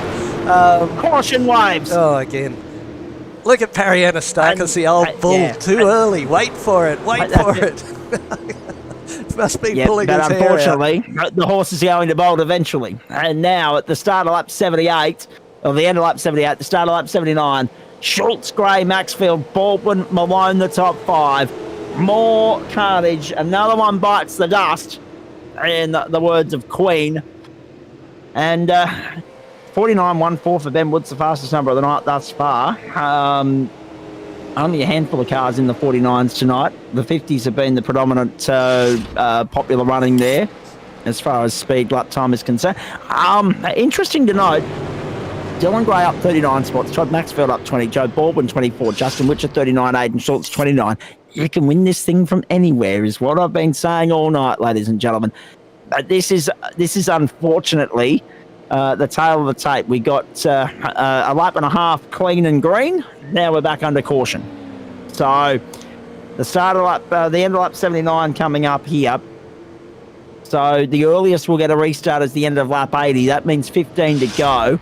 And still probably the potential for 3 more cautions. Oh, it was a squeeze job, wasn't it? Yep. Yeah, he was trying to push into that. Kobe Jordan ran out of room. Trying to push into a hole that didn't exist and then squirmed high, and poor old Barry. Go and watch Home and Away or something. I think Zach's got some episodes online there somewhere. Hey, no bad words will be spoken about Home and Away at this time of the Sunday night because A, it doesn't air on a Sunday night, and B, I'm all caught up at the moment. I've caught up. I was 8 episodes down at one point when I went to Bathurst, but I've caught up. I'm happy. Good. And I'm even happier that tomorrow isn't thank you, Antonio. Yes, I am. But I'm only a decade down on you. I'm 32, so I've got all that old Can we stop talking about age, knowledge. Yeah, exactly. Grant trumps me. No, in saying that though, it is one of those things where the old references, I can live with that because I've been told by a few people recently how old school, how old fashioned I am, Grant. And I was only having a chat to someone here locally last night about how happy I am to be that way because I don't like the way the world's going. I think we're going to reach a point very shortly where we can't hit the undo button. Yes, because I haven't ticked politics off your bingo card just yet. So there's that ticked off for you on a Sunday night. Well done. The reality of the situation is, I was talking to someone from a government agency recently, and they said, "Oh, do you realise that you via the app you can have this card on your app and you can have it on your phone?" And I'm like, "Mate, I carry a wallet." He said, "Oh, you can also," and then someone else was quick to remind me, "Oh, you can have your wallet on your phone these days as well." Why the bloody hell would I want that? What the hell am I going to put in my left pocket? Don't parry. That's right. Exactly. Well, actually, Parry makes a good point because I was going to say he didn't make any point at all. I'm really happy that tomorrow is not a Clayton's public holiday up here after last Monday's rubbish. And hello to all the Labor Day people out there too. Lights are on. And we get the King's birthday in October, for Christ's sake. It's just. Oh, don't start on that, please, for goodness' sake. Yeah, I know. And hello to all the monarchists that enjoyed the coronation last night. But you know what they say, Zach. You turn into the people you associate with. So you keep hanging around with me, and you'll be acting like an 80-year-old. Yeah. Actually, no. Dad was the best indicator as to how far gone I'm going to be when I get to 61. He winds himself up now. Mum said to him once, Mum, and I addressed this with him recently. I said, 100%. I said, Mum tells me you're getting worse. He said, yeah, I am, with a couple of expletives thrown in for good measure, and happy about it. So happy to own it too. Good man. So, 100%. He winds himself up now. Every time I talk to him, it's almost as though the Jack in the Box is wound up just to that last click before it pops, and that's Dad. No, I did not bring up Elvis, actually. No, you're right, Antonio. I did not. Dear, oh dear, that's just a bit too far back. Dylan Gray's still in there. In second place. He's in the front of the field still for GSRC. Joe Baldwin as well. He's in there. I think Troy Davidson might be one of our boys. I'm just going to quickly pull up. Who can I pull up from the other squad, the ASE squad, and just have a quick chat here. I'm just having a Guy look in at the who lead, they've I'd got say. in their server there. Talk to Josh Schultz, Schultz. yeah, Let's pull him up. pluck him up for Oh, I a beg your moment if pardon. we can. Actually, no. No, I said pluck. Oh, Pluck. okay. Pluck. Sorry. Right. Oh, Let's Dylan pluck was him ready up. to go. Dylan was ready Actually, to go. no, I actually can't see him sitting in there, so no, we can't pull him up at the moment. However, we will bring up Kim Roffey just for a point of difference here, because I always like to have a chat to one of those club members that's racing in the other livery. Kim, good evening to you. It's Zach Caven in the booth. Mate, what's the plan of attack here for these final few laps for your mob? Because you and Craig are sitting there 11th and 12th at the moment, just delicately placed. Let's just stay out of trouble for now. How difficult that's going to be, please? Yeah, it's going to be difficult. It seems as though the difficulty level for staying out of trouble is increasing by the lap, let alone the minute. Yeah, it is. Just getting towards the end of the race. The reason, of course, we pulled you up to ask about that is because Barry Anastarka said, "Watch for you two blokes come lap 80," and that's exactly where we are now. We're at the end of lap 81. Okay, yeah, we'll try and hook up and see how far we can go. Dylan squeeze. All right, mate. We're going to drop you back into your ISE channel, and we'll talk to you post race. Thanks for that. Well, thank you. Parry should have. Back we go. He should have to earned some green. respect. He's certainly been in there and around them and not done too much mischief. It really tank slapped it off the restart, Dylan Gray. Down to the low line he goes. Joe's going to push him through. Joey Schultz Malone. Schultz gets down to cover off Gray. He saw that attack coming a mile away. Up to the high side go Malone and Maxfield. And Baldwin right up on the Gray's nose now. Not camera shy, microphone shy, Antonio. We didn't have a camera on him. Down the back straight we go. Lap 82, 14 to go. Gray to the inside in the second. Where are the next fireworks going to be let off? Where's the next bomb in the airfield? Let's wait and see. Not many green cars at all there, are there? And no. for the viewers at home, Zach and I do regular broadcasts for the Gentleman Sim Racing Club. We are of the Gentleman Sim Racing Club. So when we talk about us and them, when we talk about us and them, that's the exact reason why, and that's why we have an interest in the green cars. Oh, look out! Look! Oh, look out, Dylan! Oh! Somehow they barely hang on to it. The big one's coming, ladies and gentlemen. Keep your eyes peeled on the screen and the Dagger. Down the back straight we go. ASC boys. Swamp and go. 1, 2, 3, 4, 5. Get look out. Trouble. Down. Big one. Caution. Oh, that's the end. Plenty of cars involved. Let's just call it there, Zach, and go home. That's crazy. Oh, look. If iRacing had a red flag option, they would have deployed it then. We were only mentioning that earlier in the piece. Dylan Gray comes through as the race leader. Finlay, Maxfield, Davidson, Cuthberts and Tomlin, Schultz, then Kim Roffey, Warwick Sharp, the best place to the GSRC boys apart from Dylan down in 9th. And Adam Malone is 10th. Michael Ladder, Greg Padgett, Peter Gretton, Adam Tyson, Tristan Koch take us back to 15th. I have no idea how he saved that, but there was, as Harry and Nat both put it, the big one. The field just about gone. And now, a lot of unscheduled pit stops here late in the piece. Look to be a lot of white cars. And look at how depleted the thing is now. There might be a few walking wounded to the finish line. There aren't too many cars without a scratch on them now. We're talking about a bonus point for a clean race. I think that just evaporated for everybody. Yeah. My goodness. I'll try and pick some of this. I'm not sure where this started. started. For a chance here, boys. No, won't be that. Yeah, I reckon there's a good chance. How many laps down are you? There. Yep. Oh, probably 30. Oh, yeah. That's probably Trent. There's only 11 to go, mate. After this one, you're toast. I think. Just park that one. That idea not going to happen. Sorry, I'm just trying to find something which is some unfortunate relevance here that doesn't seem to be anything of any relevance here. In fact, Trent might not even get classified because he might not make 75% race distance. So just let that sink in for a minute. All right. So, Some gamesmanship here going on with the Antonio. pit lane, pit entry. Diving in, Yeah, not exactly. driving in. Antonio making the statement that he reckons Dylan Gray might have had a hand in the big one, but Dylan still leads this thing, if you can believe that.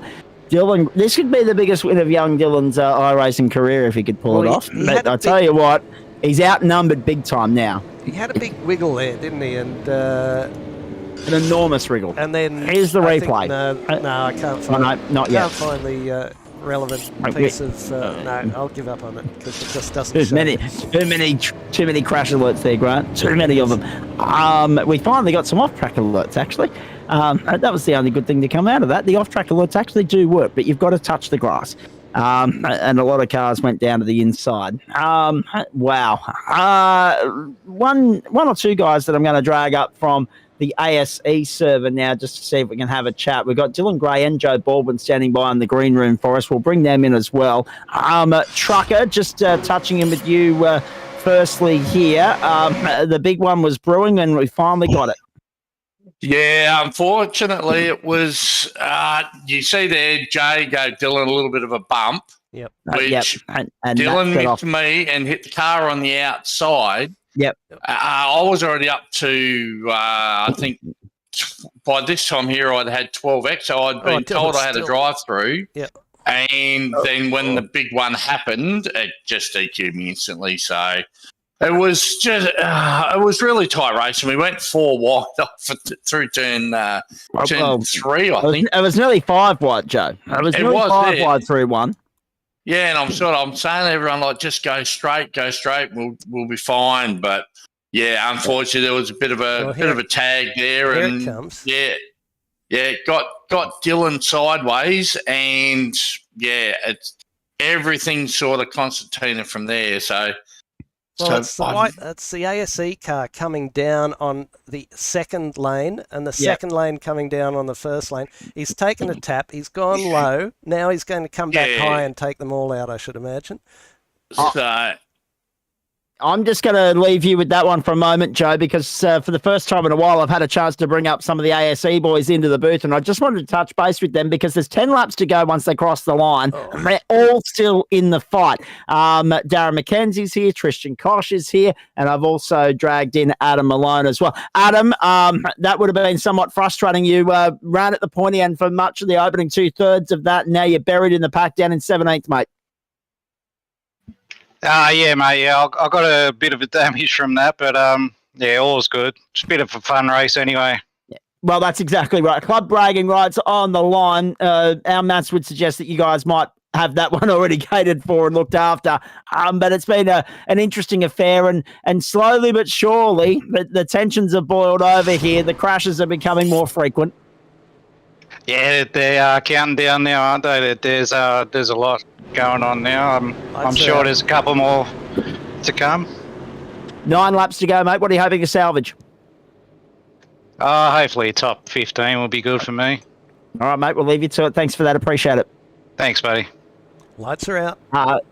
Lights are out indeed, so I've got to quickly move here. Tristan Kosh, nice to have you in the booth as well. 15th, mate, still on the lead lap. How's the car?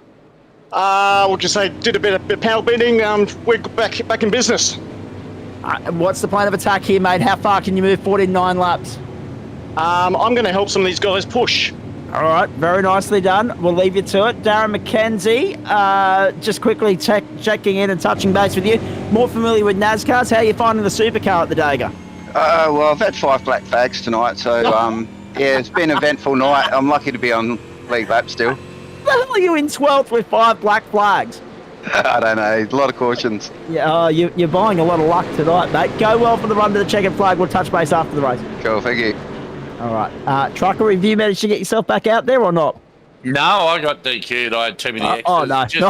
Yeah, I got caught up in 3 big ones of others doing, which that equals 4, 8, 12. And that gave me the drive-through. And then when that last bit of that final accident happened, it gave me a DQ. So I'm sitting here as a spectator like everybody else. We've got the race leader in the booth as well, but we've got our fingers crossed to see how long he can hold on to it for. It's been the race of his life so far. Dylan Gray takes us back to green. 9 laps to go at the Dagger. We'll touch base with Dylan at the next caution. I don't want to talk to him whilst he's going to hear us because he's in our booth, but I don't want to distract him by engaging in conversation with him just yet. Trouble at 1, 2 cars on the grass. How long until we get to our next caution? Let's wait and see. Have a look at the ASE boys. Swamp on Gray. 1, 2, 3. Maxfield, Finlay and Tomlin up the high side. And now in behind them, Warwick Sharp into the top 5 with Gary Wellman right down. He's the outside. Dylan. Whoa, there we go. Trouble brewing. Have a look at this. Gray chops into second spot as Maxfield covers him off at the moment. Now Gray goes to the inside. Oh, no. Okay, Dylan, what have you done? Black flag. And unsafe pit entry, I should imagine. No. Is it all over, Dylan? No, it's just a drive-through. Just a drive-through. Oh, no. Anthony Cuthbertson. Look at this! Anthony Cuthbertson leads for the first time tonight. Hey, Dylan, unlucky, mate, because that was, and I mean this sincerely, we often give you a little bit of cheek and gob and stick, but, mate, that was one of the more impressive drives we've seen from you. Mature 100% in your GSRC days, mate, so well done. It might fall short, obviously, but you can hold your head high because that's been a really impressive performance from you tonight. Oh, it's so close. Sorry. There will be one more safety car and I'll be back in it. Back at the front. Yeah, and it's brewing here too because the ASE boys are 1, 2, 3, 4, 5. Cuthbertson and Warwick Sharp have been swamped on here. They're 7th and 8th at the moment. Make it 9th with Chris Tomlin coming down the inside. Peter Cretton as well. Have a look at this. Will the ASE Adam guys... Tice is in there. Adam Tice is on an 11. Ticey.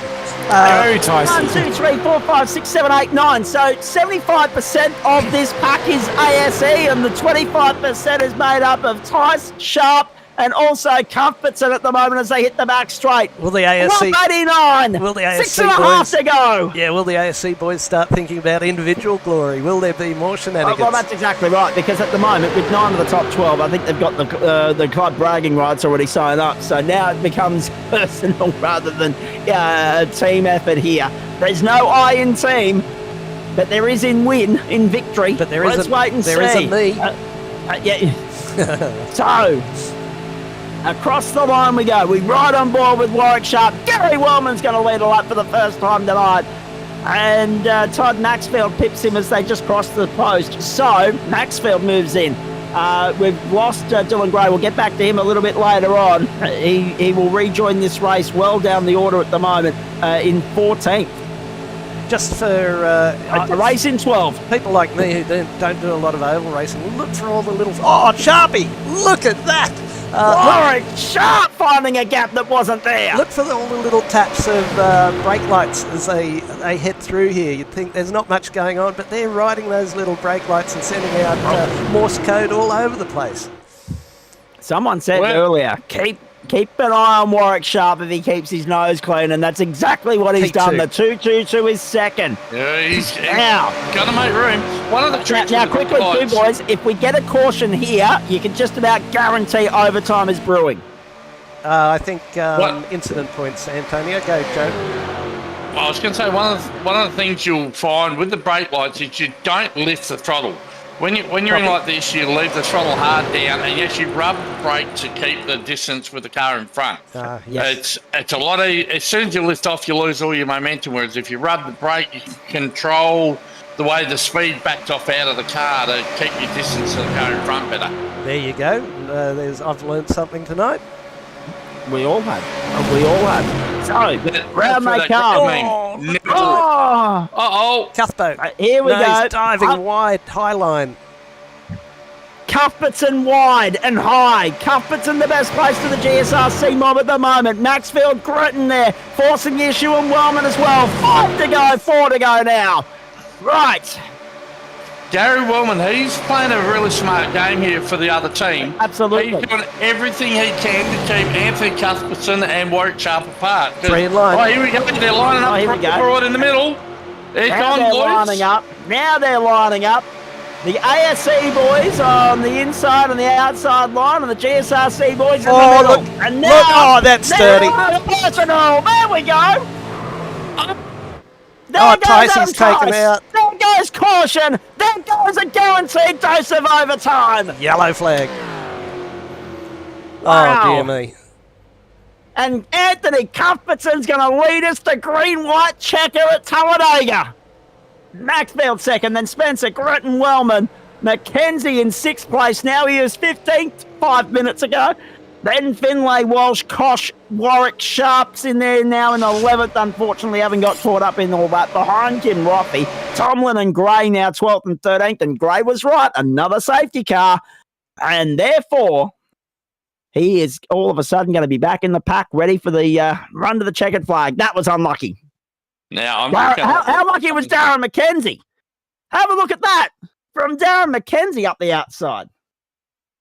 Scraped the wall and all, but still there in 6th. Hey, gentlemen. Hey, yeah. I think we have a winner on our hands in Anthony Cuthbertson. We don't have a green-white checker that I can see on the race information, so we may have a winner on our hands. Well, we may indeed. Although I'm reliably informed that there is one overtime scheduled, so we'll wait and see when they come back to the line. And that's right, too, because the cautions around here have been 4 laps tonight, haven't they? 4 laps apiece rather than the usual 3. So we'll wait and see on that. The safety car is going to bring us back to the line to complete lap 93. Oh, my goodness me. We have a grandstand finish coming here, boys. Joe, One way or another, a couple of the ASE boys pulling off in a pit lane, Darren McKenzie and Chris Finlay. So that might be them ruling themselves out of business. Zach, do There'd be a couple of black flags in that, I'd say. Go for it, Grant. Do you think we'll get to V3 of the Interclub? Let me be just the way they're killing themselves at the moment.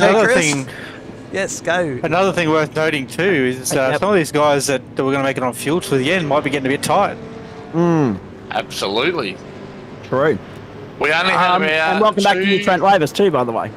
I've still been here. I've been listening quite intently. Wave around. Well, actually, just going back to Antonio's comment there, I will say this.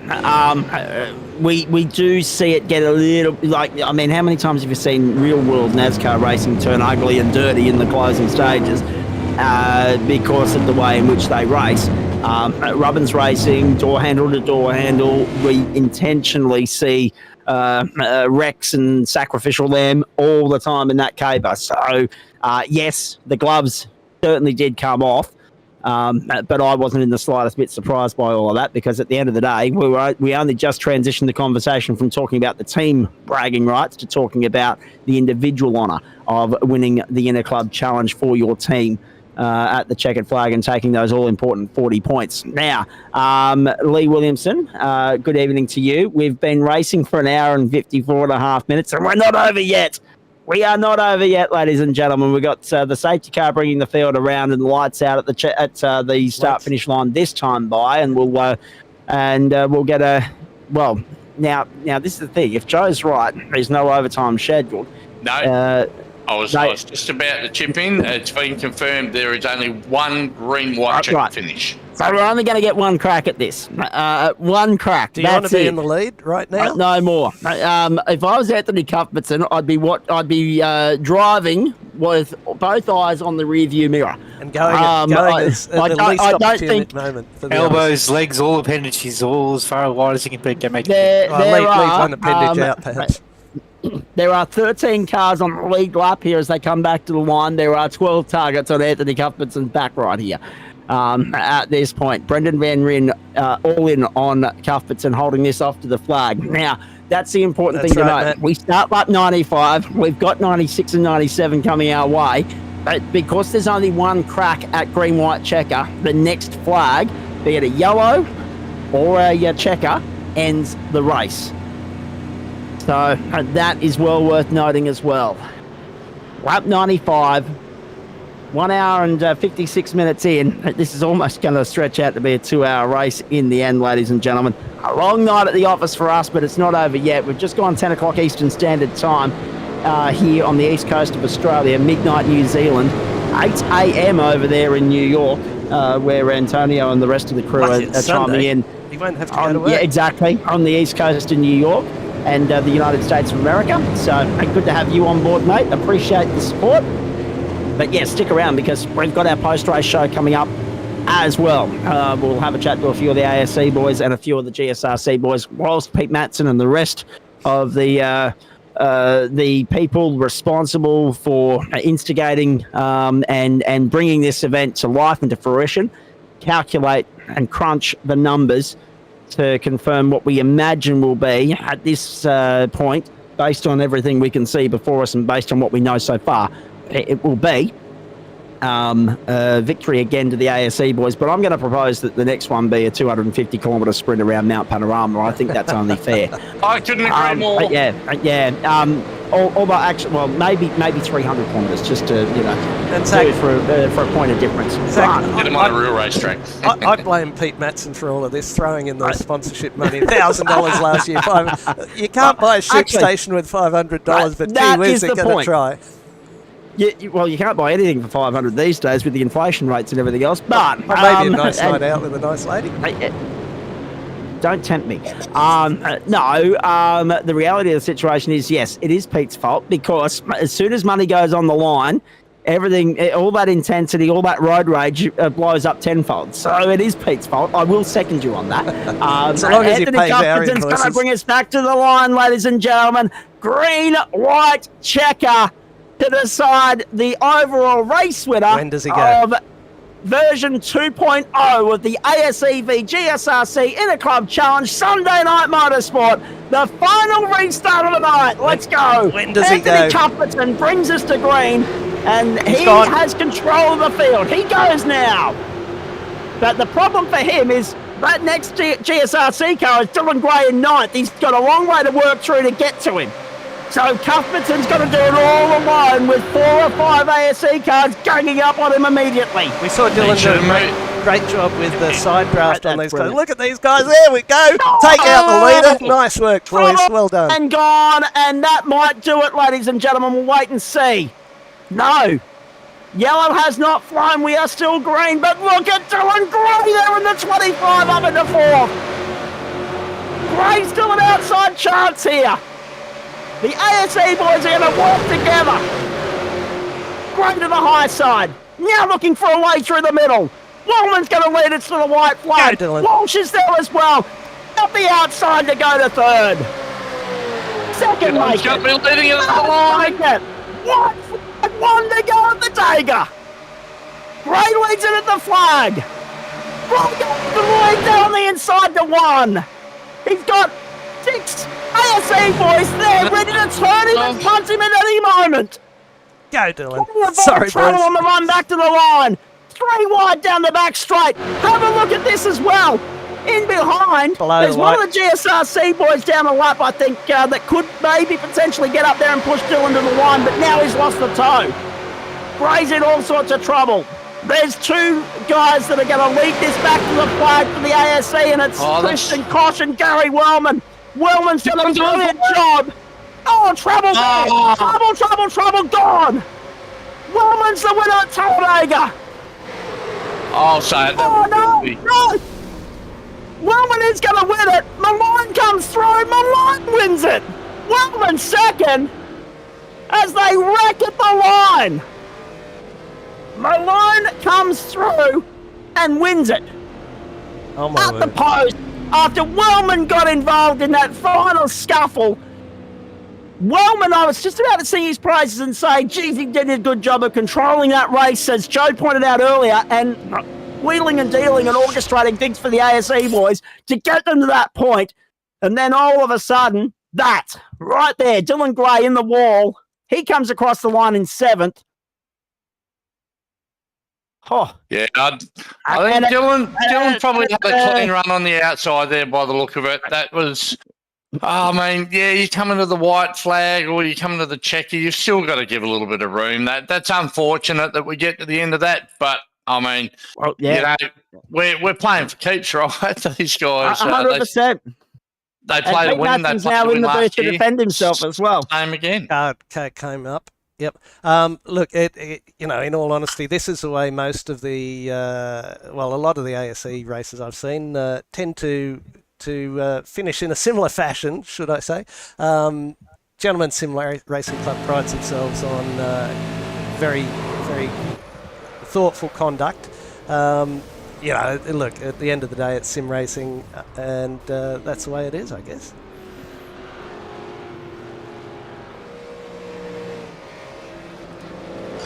Extraordinary scenes at Talladega. We got to the end of lap 97. Crank it up because Adam Malone's about to celebrate with the donuts here, and the victory burnout on the main straight with a crunched and wounded car.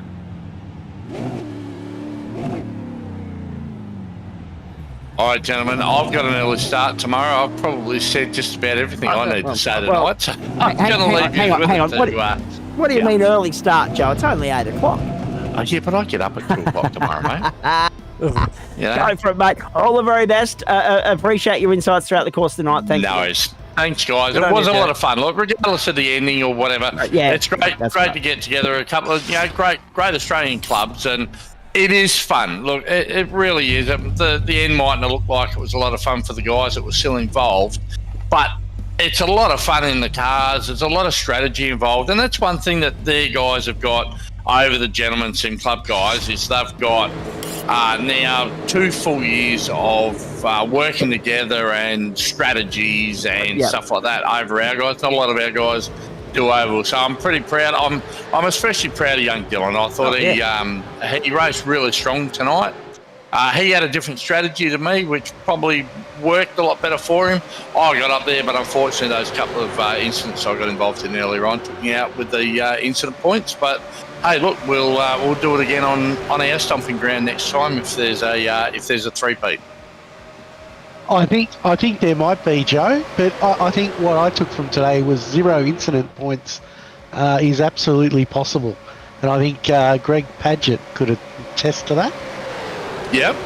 No, you're wrong there. I ended up with a drive-through. Oh no! So even running.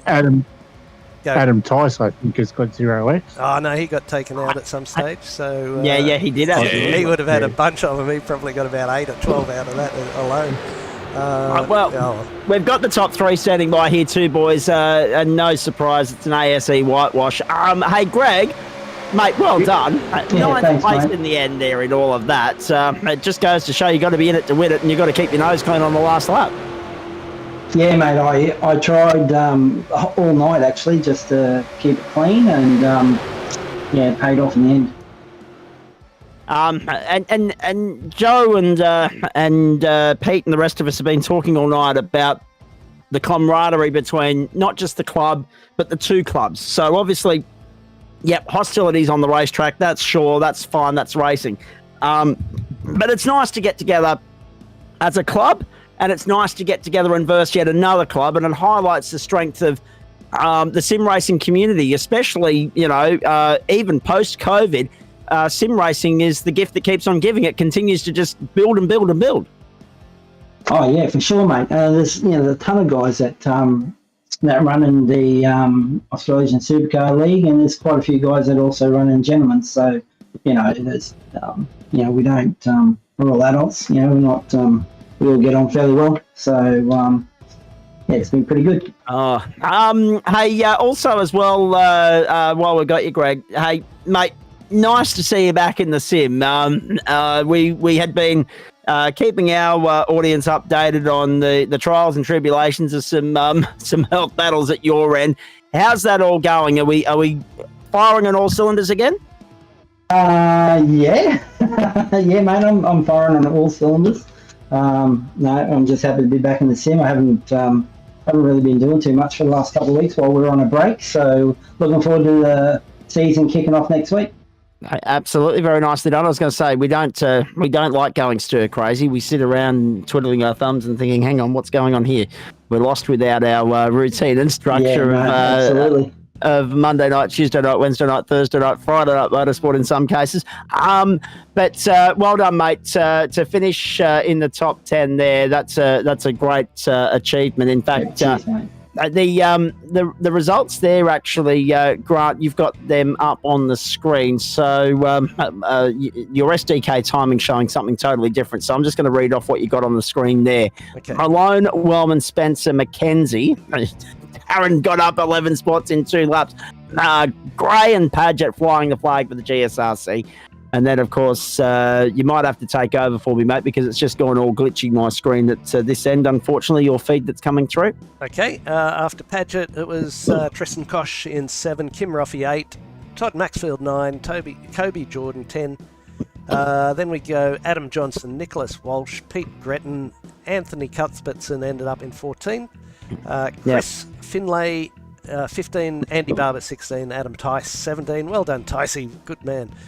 Steve Hoppett in 18, Warwick Sharp 19, Chris Tomlin was in 20.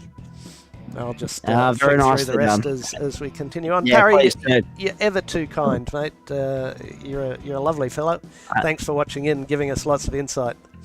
Cannot wait to call him in the Sydney 300 in 10 weeks' time with Beauty and the Geek 2021 winner Lachlan Mansell in commentary with me, and looking forward to just getting down to Sydney Motorsport Park and sinking our teeth into the event of the year, the showpiece event of grassroots motorsport in the endurance level in this country. So Saturday, July 15, cannot wait. It can't come quick enough. Indeed. The rest of the results there, Grant, is just showing them on the screen. Quite a few walking wounded at the back end of that when you look at the double digits and triple digits on the lap down front. Very, very tough night at the office. Positional changes throughout the course of the night. 34 for Dylan Gray. No one else topped that in terms of most positions gained, but by gee, they tried hard. Ben Woods took the fastest lap of the night, 49.14. And there were quite a few walking wounded in the end, beginning with Cade Donnelly, who was one of the first to bite the dust. We've got Raymond Jagger and Pete Madsen standing by. I believe you boys are crunching numbers for us. I don't really think. I don't think there's much of a need. I don't for think that. there's any doubt, but We don't need the I'd numbers, like to but- know the points, regardless, because I'm a stats person at the end of the day. But we'll get to you guys in just a moment. We've got the top 3 here now, so we'll have a chat to them. Hey, Greg, can't wait to see you back on the track, mate. Thanks for stopping by. We do appreciate that. Yeah, cheers, mate. Thanks. Adam Malone, it's somewhat fitting. You controlled the race for the first 2/3, then you were nowhere because of incidents and pit lane run-throughs and all that sort of caper. But in the final 2 laps, you did everything you had to do to keep your nose clean as people went left, right into grass and concrete either side of you. And you've somehow come through and pipped Gary Wellman, who controlled the race beautifully to that point by 0.1 of a second, mate. So well done.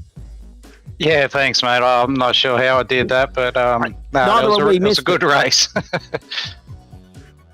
I must admit, we were watching cars go left and right and crashes happening left, right and centre all around you, to the point where we were convinced that Wellman was going to get to the post, and somehow you pipped him. So, Gary, what exactly happened there? Did you get hamstrung by that late collision? Yeah, I think there was a car there that might have been a lap down, and he kind of kicked it all off. And but no, I don't know. I was sort of just happy to get the win for the team, really. So yeah, podium's a bonus.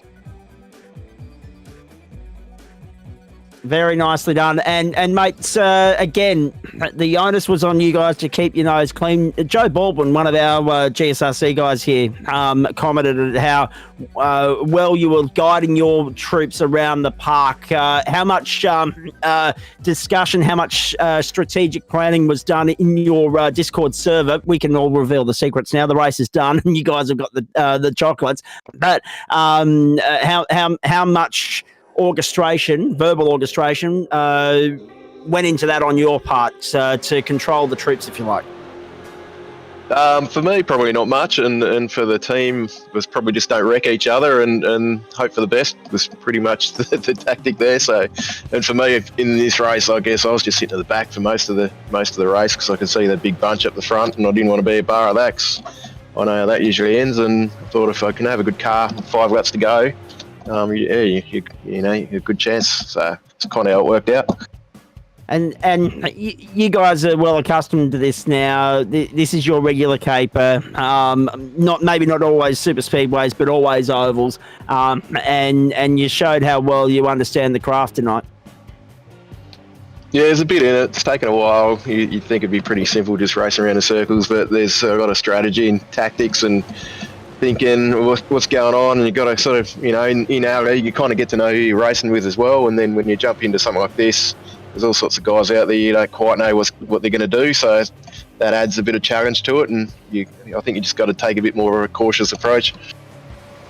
Parry Anastakis with the last comment on the GSRC Facebook live feed tonight. I lost $10. Well, that's somewhat responsible gambling. You didn't go in over your head on that one, Parry. $10 is $10. That's one beer or one coffee these days. You win some, you lose more, but they're virtual dollars, so you only virtually lost. Well, that's right. Yeah, he only lost iRacing credits. It's okay. No, it was great entertainment from first until last. You guys withstood the pressure because the GSRC boys, even though heavily underdogged in this caper, they went in, outside favourites and then some. Very high price with sports bet, as Parry found out. The fact of the matter is, they punched well whilst they were there in the contest. Anthony Cuthbertson was a quiet achiever. Dylan Gray kept you guys honest. So for all the success that you guys enjoy on the outright leaderboard there, the top four, by G, the GSRC boys pushed you right to the end. Yeah, mate. Yeah, they got some good drivers there, and some of those guys have raced in our league before, and we know they're quick, so we didn't underestimate that they'd be giving us a good run for our money. But it'd be nice if maybe a few more of the boys come and race a bit more often as well. Was it tactical to get rid of Anthony Cuthbertson there off the final restart? I don't know. I can't actually remember what happened at that restart. So. Okay. Fair enough. Hey, just quickly, what's next for you guys? Because as we know, this is a regular caper for you guys on a Sunday night. I believe there's a new season just around the corner. Yeah, I think we kick off with the second part of I think it's kind of like a 3-part season. So, yeah, the second round of races kicks off next week, I think. So, yeah, we'll be all keen to get back into the groove again. And we understand the agreement between Pete and Raymond here is that next year we take you guys to a road course. Early suggestions are that it'll be Mount Panorama, somewhere in the vicinity of 250, 300 kilometres. Tonight's race was around that 400-kilometre mark. In fact, I think we pipped it just now with that overtime green-white checker situation. Would you welcome a change up in scenery for the Interclub Challenge? I reckon, mate. Yeah, if it's anywhere, it's got to be Bathurst, doesn't it? So, yeah, let's go. Yeah. Exactly. Yeah, we'll give it a go. Yeah, and why Zach, not? in the interests of fairness and impartiality, I'd like to suggest maybe we get the ASC guys to broadcast the next one. So that you and I can have the night off, is that what you're saying? Well, or at least get some of their commentators on board, because I think the latter stages of that, certainly I got a little bit emotional and might not have been as level-headed as I need to be, but, it's all fun and games till someone loses an eye, right? It's one of those things we wear our heart on our sleeve. I think you mentioned it there earlier. We loved the competitive aspect of it. We probably didn't expect Anthony Cuthbertson and Dylan Gray to be in the fight as long as they were. It was one of those things where as soon as Cuthbertson left the fight, I couldn't believe the charge that Dylan Gray put in those final 2 laps. That was quite impressive to be right there with about 300 metres to go. But yes, at the end of the day, it would have been the underdog story of the year had they brought it home for us. But it was always going to be a losing effort on the outright points count as far as we can tell. And we'll have Raymond and Pete confirm that for us in just a few moments' time. And Pete, on that note, Adam, I'm going to come back to you. And I've got, did we have Greg Spencer in here? We did, but we've lost him for the moment. Raymond, I'll get to you in a moment as well. But Pete, you must have been disappointed to drop out of that fight as early as you did. I mean, at the end of the day, there was always going to be an attrition rate. It slowly trickled and then it exploded. There was a lot of attrition in those final few laps. Yeah, absolutely. I just didn't follow my own advice, which was hang back until the last laps, right? Don't you hate that, Pete, when you know what you should do and you don't do it anyway? I know. Mate, the red mist gets out and that's it. But, that's why they made Rocky 3, right? So. Antonio was talking about making him feel old over there with references. I finally got it, Zach, references to the King and his coronation, and that's when he immediately thought of Elvis. Oh, right. Okay, right. That's a fair point as well. Because the Americans, they wouldn't understand the whole. Yeah, no, that's a fair point. They're not part of the Commonwealth. We'll educate Antonio on tomorrow night's broadcast if he's tuning in. We've run out of time tonight. We're already over time. 20 past 10 Eastern Standard Time. If you're just joining us on Sunday Night Motorsport, our special Interclub Challenge edition, and we'll hopefully get back to Greg Spencer at some point. Well done to Kim Roffey, Todd Maxfield, Darren McKenzie, all factored in the equation there at the end. And it was difficult, Adam, as you know, to keep your nose clean tonight. So somehow, even with a somewhat wounded car, you've managed to bring the thing home and get it done, and it's quite extraordinary because it just goes to prove what we said at the in the opener at the start of the broadcast tonight, that it is an open house lottery here. You can be anywhere in this field and win it, and you set out and proved that beautifully. Yeah, that's correct, man. Anyone can win it on this sort of a track. Like I've had a drive through, 2-minute repairs, and somehow won it. So yeah, pretty stoked. So at the end of the day, Zach, 11 people on the lead lap. Yeah, and believe it or not, before that second last caution, it was 28. So it trickled down rather significantly after the big one there in the closing stages that took us to overtime, of course. Very nicely done. Adam, you must be proud of the way in which you guys, any other week of the year, your rivals, it's every man for himself. You look after your teammate, nobody else. You must be proud of how the club banded together tonight as one to topple the GSRC. Yeah, it's a bit different working as the team with these boys because we're usually racing against each other. But it was good for a change to team up and see what the boys can do. And Adam, have you got any sponsors you'd like to thank? Yeah, I do actually. I like to thank you guys for a start. I'm not sure what your sponsors are, but shout out to them. What is it? My Private Seller for a start, and Raymond for hooking us up with this race again. And my sponsors would be Fiona Holiday Park, Mishi XL Garage, and SkyPoint, and the Southern Stars Esports. Where is Tiona Holiday Park? That sounds good. Yeah, well, they're located in Foster. Lovely part of the world. Lovely part of the world. Yeah, beautiful place. South Wales, lovely. Yeah. Spent many a weekend up there at the Willamber Ski Lodge as a youngster on the back of the kneeboard or in the biscuits or whatever the case may be. Fond memories of a place called Foster. And then my ears pricked immediately when you said Mrs. XL Garage as well, because they're one of the great organisations wheeling and dealing XL racing down there in South Australia. When we mentioned that earlier, when we mentioned Maddie and Lisa Tatani as well in the 6-hour regularity today. So it's been a big day for XLs, and it's been a big day for you, Adam. So I mean that's great that Mish, though, we know Mish, where we love his work, and they love their motorsport, but it's just based on purely what you said there, it extends off track as well. So they don't just support the XL racing in the real world. They'd also, I would imagine, be positioning for iRacing to adopt the Hyundai XL as well, and I'm all for it. Yeah, that's correct. Yep. What's next in the real world as far? I think there's a state round in 3 weeks down there in SA. I'm not exactly sure what they're actually doing. It's Darren McKenzie. He brung that sponsor on board. Okay. Yep. We'll check in. I'm pretty sure they're off to the Bend in 3 weeks' time for round 2 of the South Australian Circuit XL Championship.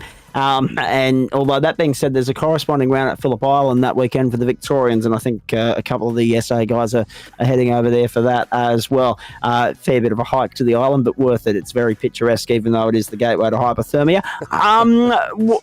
What's next on your agenda, Adam? Obviously, the ASE stuff on a Sunday night. What else is keeping you busy in sim racing and obviously beyond that as well? Oh, well, I got the Anscar Xfinities. I run them on a Wednesday night and Thursday night for the Gen 6s.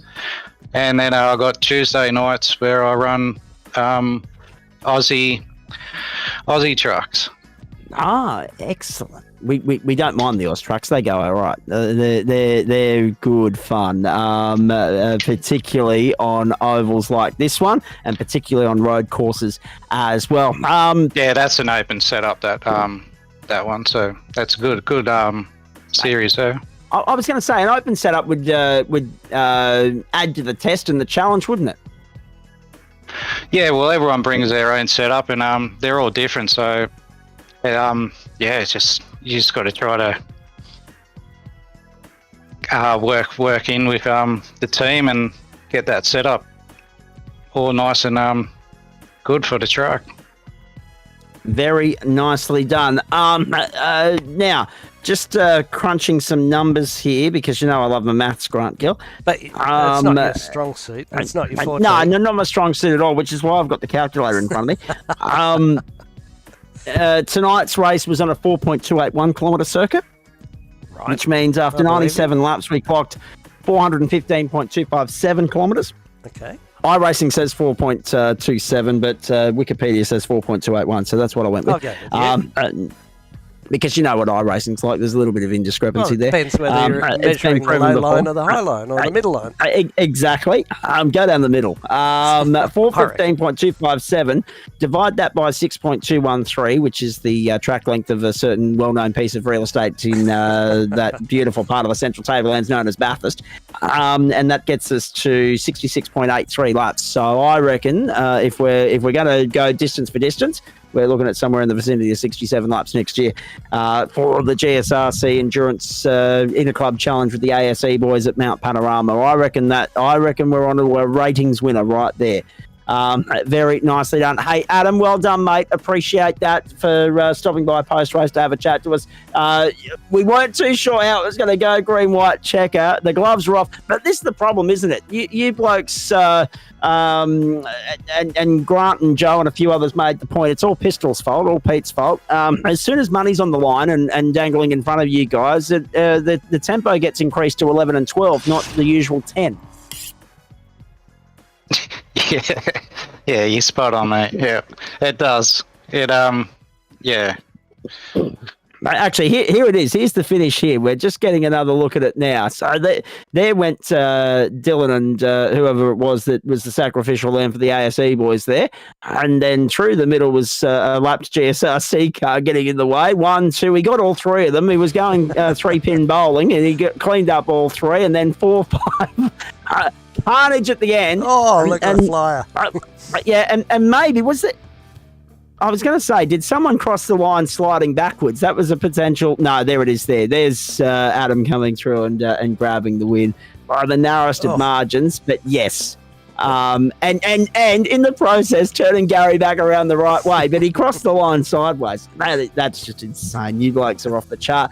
But it just goes to show, as soon as you see the big green and yellow ones flying down, dangling in front of you, yes, all bets are off as to how clean it's going to be. We did the same thing in the XL series up here in Queensland last year. The fight for pole was already intense enough as it was, but then I Do Car Loans, the great people there, Gavin and Jackson Faulkner, said, $200 for pole. Oh, jeez. Couldn't have made it any more entertaining if they tried. Very nicely done, Adam. Well done. Hey, Gary, what's next for you, please? Probably jumping a few car races this week, and have a crack at them. But that's pretty much me, mate. Oval racing. So oval racing, but whether it's a supercar or the NASCAR or even, as Adam was saying, the Oz truck, you're easy place. But it's oval racing is your discipline. Yeah, I tend to do a bit better on that, but I don't. Yeah, I'll get in and have a crack at a few road races here and there, but yeah, I'm never up the pointy end on that. Adam, how do you feel about? I asked Gary a moment ago. Adam, how do you feel about potentially running an Interclub challenge around Bathurst next year? Yeah, I'll give that a go. I'm not, like Gary said, I'm more oval as well. But I'll give anything a crack. Well, all you have to do is learn how to pull your right hand down and steer that, right. Yeah, that turn should work out all right for you. Yeah, that's it. Yeah, and how are you at Formula Vs? Because that's probably. I don't even think I've driven them yet. well, actually, I was going to say, if it's Formula V, it could be a very long broadcast if we do 400 kilometres around Mount Panorama, but I'm all for it. Because stick with the V8 stack. Pete, what we're saying is we want that pack racing feel that you get on an oval in a supercar, and nothing does that better than a Formula V. Oh, the production cars have been pretty good. We could go they've the been pretty Mustang good. FR They have been 500. good. Go with that. They were insane the other night. It was great. Hey, boys, Adam, Gary, thank you. Appreciate that. I guess the one thing, as we move to Pete and Raymond to put a full stop on this and look towards wrapping things up for you, ladies and gentlemen, there's more of the carnage at the back end of this as well. Fantastic stuff. Just 15 different angles of how it all finished, ladies and gentlemen, with severely crunched up and damaged race cars. Could you imagine the bill if that was real world racing? And that's probably the thing, isn't it, Pete Matson? Because it wasn't real world racing, it doesn't matter if it looks like a destruction derby at the end. Yeah, that's right. Well, it's probably more happens more often than not on a Sunday night. They're pretty entertaining finishes at times. Exactly right. Raymond, I guess we've just heard from two blokes there that specialise in ovals. So I guess the question is, how many competitors in your arsenal, and I'm noticing a few as I go through the list here, would welcome the challenge of a road course because they've got that versatility, they've got that strength in their arsenal? Honestly, look, I'm not going to lie, most of us are oval in first. There are a few that are quite good on the road courses though, so I'm sure we could rustle up a few competitive blokes to challenge, but I'm pretty confident that next year when we run this on a road, you'll get some revenge. And Pete, in our opinion, that would be long overdue as well. Oh, look, for me, it's about, as you said before, it's about the two clubs coming together and having a crack, and whether there's money on the line or not. I mean, I just thought money would make it a little bit interesting, but we had a great turnout. Congratulations, you ticked that box.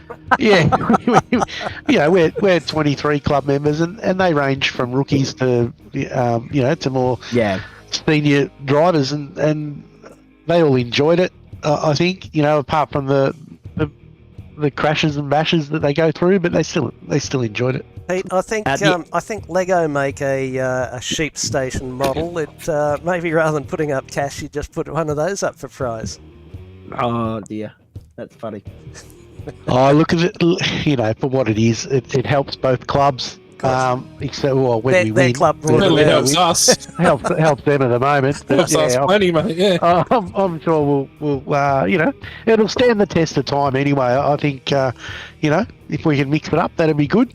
Yeah, look, I don't think. Prize money's great, obviously, but like Pete said, at the end of the day, it's all about getting the clubs together, having a bit of fun on a Sunday night, and whether it's road racing or whether it's oval racing, we'll give it a crack and see what happens. New Hampshire Road. Yeah, you got a bit of oval, you got a bit of road. Yeah, but, exactly. Certainly next season, I'm open to suggestions. We would love to have a ASC commentator come on board for a little bit of impartiality, or a little bit of cross pollination. Look, I can give you something. If we do a road course next season, which I think me and Pete were talking about, that is definitely going to happen. I'm definitely not good enough to run in that, so I'm happy to have a bit of a chat during the race. Excellent. You are welcome in the booth anytime, mate. Absolutely. We'd love to know more about you guys and introduce you to the folks of our broadcast, but you're mentioning a few of your guys your races are your sponsors, is often the case. And I'm seeing a really strong presence of electrical companies sponsoring both your club and our club. Yeah, I don't know what that's about. I don't know if that's just coincidence. Tradies earning too much, maybe. I think it's so, mate. That's what it seems like to me. Yeah, we've got a couple of different electrical companies on board. On obviously with Witcher Electrics, who have been with us since the start, and far out, United Electrical Solutions is the other one down in Tassie there. Tassie, yeah, they've been on board the last couple of seasons as well. So. I don't know what it is. Tradies are definitely earning too much money, I guess. And how's the web solutions going for you? Oh, mate. Yeah, it's been pretty crazy the last couple of weeks, actually. So. Well, that's good, right? After the last couple of years. Oh, yeah. Yeah, no, it's good. I'm not complaining, but I remember free time, but I haven't had that for a while. Got a young family, or yeah, I do, which makes it even worse. Yes, it does. Oh, look, we love coming on board for this this series, and I personally like to apologise for my lack of impartiality towards the end there, but very very exciting, very interesting. I think it adds to it by having a bit of passion. That's right. Yeah, that's what it is. It's all about passion, isn't it? Good, so 100%. Let's start to put a full stop on this, boys. Did we even bother crunching the numbers? I did the numbers just because I figured we had to. Absolutely, you do. 100%. Give it to us. Yeah, look, it's Australia Supercar eSeries 380 points, and Gentlemen Sim Racing Club 176 points. Thanks for coming. Very comfortable win. Look, it is what it is. I think it was just a bit of inexperience from your boys, to be honest. Like they were mixing it with us for most of the race, and then it's just when it come down to the pointy end, we've just got that little bit more experience about missing those wrecks and where to be and where to position yourself to sort of give yourself the best chance to get through them. You're not always going to do it. Yeah, it's interesting you say that, Raymond, because I saw ladder in the pace and probably all throughout the race, but as soon as something goes on up front, everyone dives for the apron. They're down low from your side. Our side go, I'll just aim for the smoke and drive right through.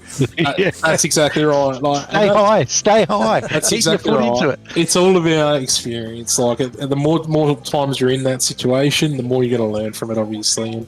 And we're in that situation pretty much every week. So, we've had plenty of experience trying to dodge those. So, a lot of us are pretty good at it. As I said, you're not always going to get through, but you give yourself the best chance, and I think that's what ended up happening, and that's why we ended up having a few more blokes finishing at the end and with better cars, I guess, as well. Yeah, exactly right. I mean, a couple of our contenders right there at the end, falling over at the last hurdle.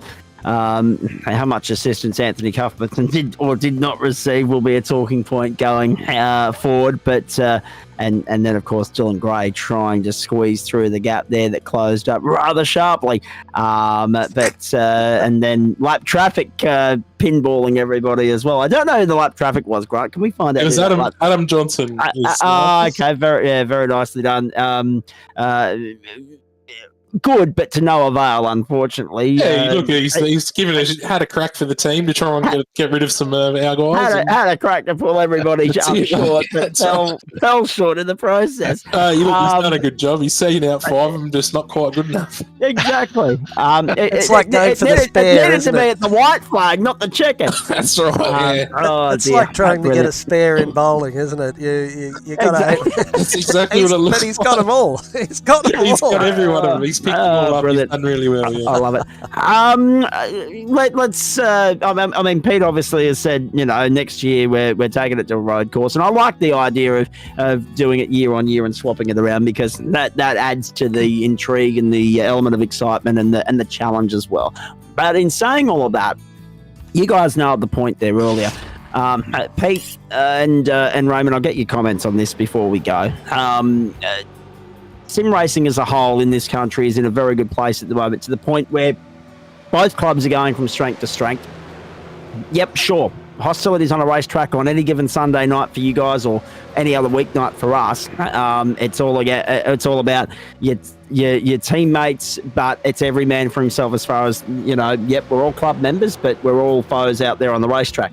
Tonight they had to unite and come together as one.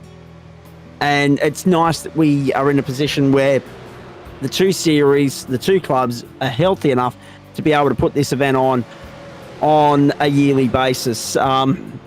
Sim racing, essentially, Raymond, the gift that keeps on giving after COVID. There's been a lot of things that we, adapted to and embraced in our life to get us through COVID and, to avoid going clinically insane.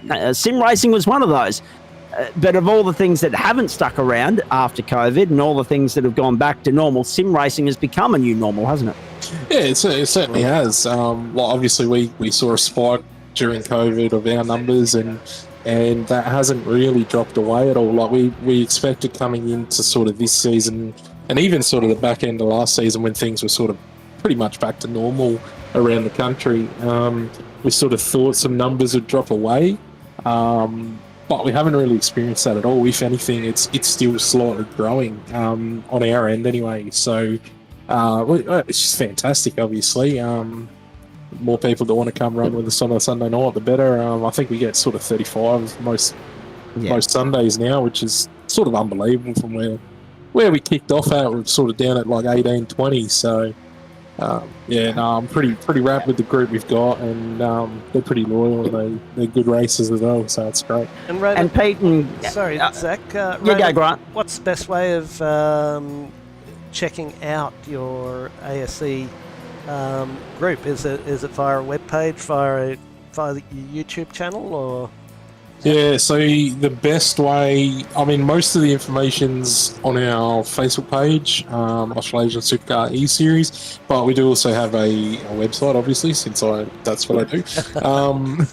So that's www.australasiansupercareseries.com.au. There's a link to join and things like that, and all the information on there as well. So if anyone's interested, jump on there, or as I said, the Discord as well. The links are on both the website and the Facebook. Just get into the Discord. What was that webpage again? Australasian.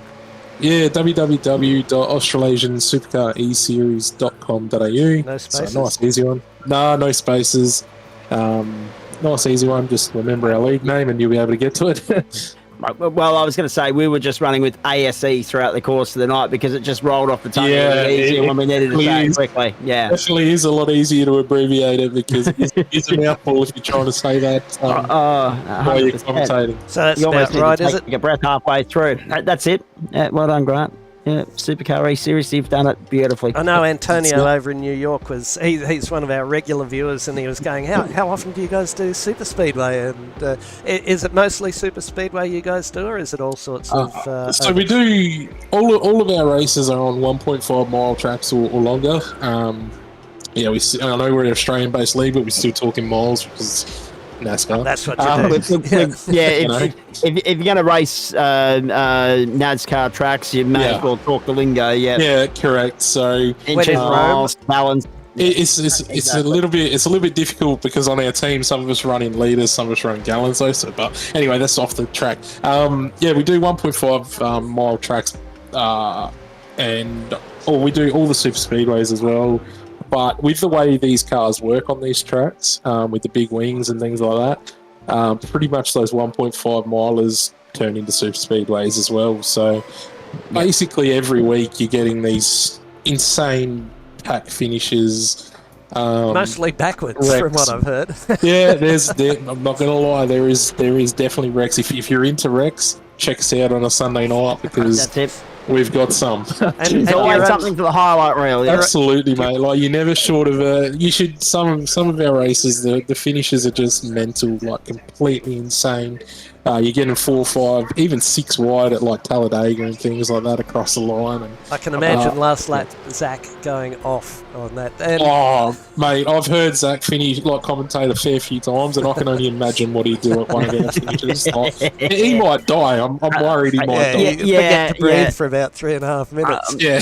The old heartbeat can't take much more at the moment. We've had some cracking last lap thrillers in GSRC land. And again, the Interclub Challenge tonight was no exception to the rule.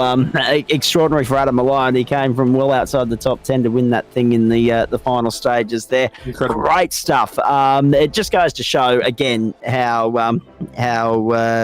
lotto-like it is. Good luck really trying to pick the winning combination. I don't know what Sportsbet was paying on the first four, but one thing's for certain.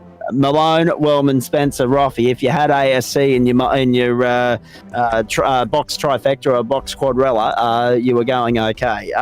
Now, Pete Matson and Grant Gill to you, and get your thoughts on this as well, because we're just talking about how, yes, life has gone back to where it was, thank Christ, but at the same time, sim racing has stayed with us. And Grant, we mention this on broadcast all the time, so I'll get Pete's comment on it first, and then you can chime in if there's anything to add to it.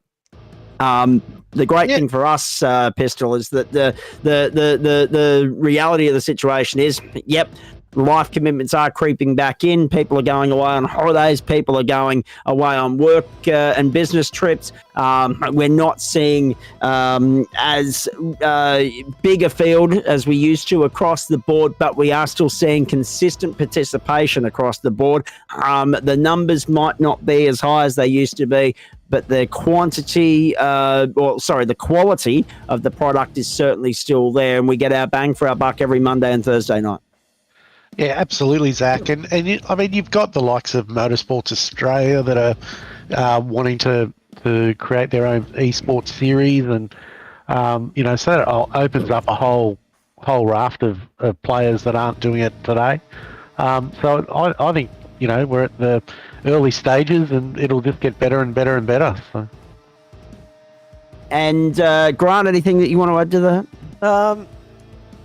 Well, I think we've covered a lot of that stuff off, but when you see the big boys like Motorsports Australia wanting to get involved in that, they see a market, they see an opportunity, and like most marketers, they see some dollar signs. So that's what they're looking at, and clearly, we've been on board, Zach, you and I, for.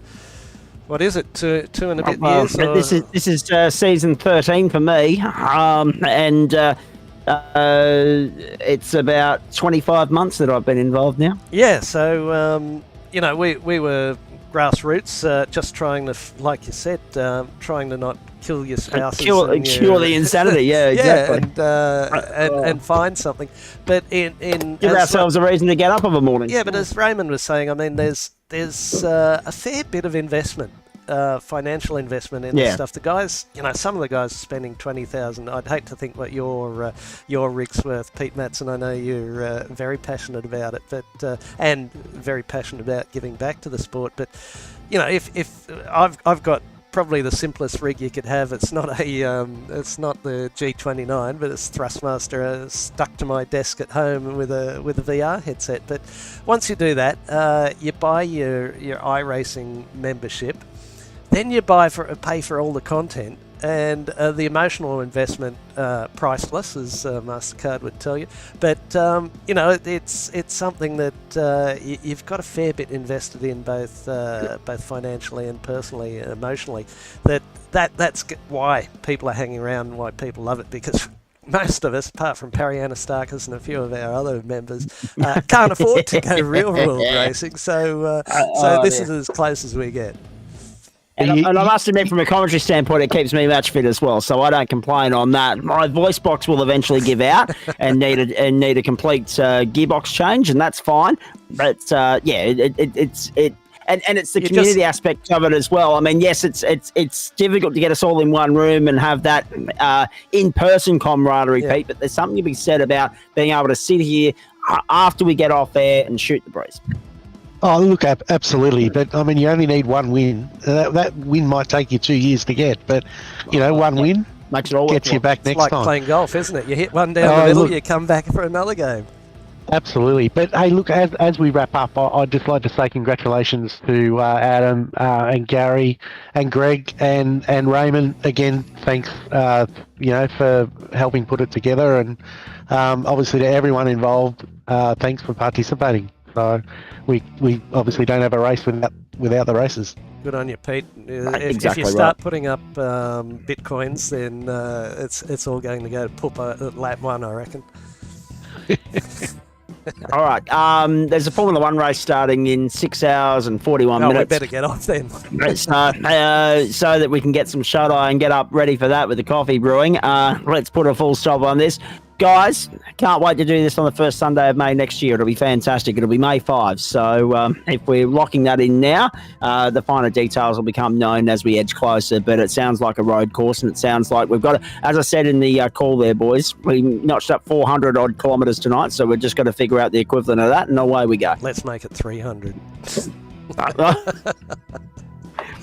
What, not prolong the inevitable, Grant? Is that what you're saying? Well, yeah, I'm just saying, make it 300 and start at the scheduled race time. Hey. Oh, okay. Fair enough. All right. There's a little cheeky jab from G. Gill at the end of the night as well. He does his best work after 10:30, ladies and gentlemen. Very nice as you make your way into the touching zone. Actually, I think it might have been a double take, uppercut to the left and the right. But anyway, that's okay. Very nicely done. Raymond, Pete, thank you, and to Gary and Adam as well. Thanks for sticking around. We do appreciate that. Thanks, Grant, guys. thank you as always. Well done. Too many highlights to pick tonight. Absolutely. Apart from the fact that the ASE are exceptional at oval racing, and they've schooled us once again. We might just have to have a few more lessons until we can come anywhere near competing with them. No, lesson learnt. Well, Yeah. The lessons are on Sunday night. There you go. GSRC, come and race. Yeah, come and race. And just out of interest, and that's the thing as well, Pete. There's a There's membership or for ASE, you just turn up and race at this stage. I just rock up on a Sunday night and have a crack. Is there anything better than free racing? Exactly. Anyone who's still 100%. viewing, 16 viewers still on Facebook, I think. So well done, guys. Well done for hanging around. Well done for hanging in. Yeah, exactly. Turn This is up the to tough ASE part of the on a broadcast. Sunday night, because we don't broadcast on a Sunday night. We don't race on a Sunday night. No. There we go, guys. Learn There your we go. lessons. And in saying that as well, just as we sign off here, Pete, the other thing as well, and I think it's already been highlighted, a couple of these guys from our club represented ASE tonight. They hop, skip and jump between the two clubs. They race in both. And that's, I guess, the great thing about sim racing. You can be in any part of the world as long as you've got some sort of decent internet, which rules out some parts of Queensland, I might add.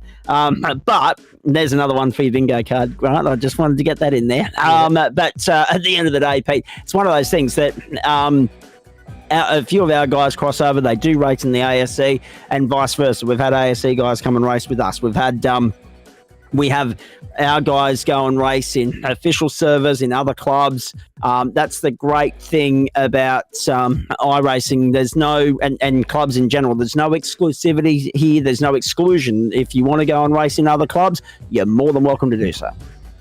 Yeah, that's right. And they deliver Sunday night, they deliver good quality racing. So zero fast repairs. So if you don't race clean, you're not racing for very long. So.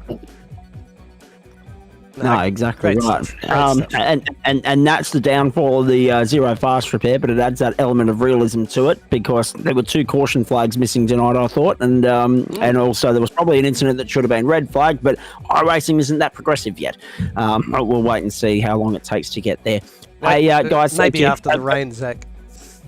It might be their April Fool's Day gag next year. Who knows? Yeah, well, that's right. But the problem with that, Grant, as I pointed out to Chris Whitaker the other day, because he was trying to wind me up, he said, we won't get red. We won't get red flags on iRacing yet. They've got to get the rain first. And I said, both will still occur before Queensland gets into the 21st century and adopts daylight savings. I finally filled my card. There you go. I just got to say at this point, you're done. I'm really surprised last week that we got through the whole week and there wasn't a single Star Wars reference, and it's well done to you, sir.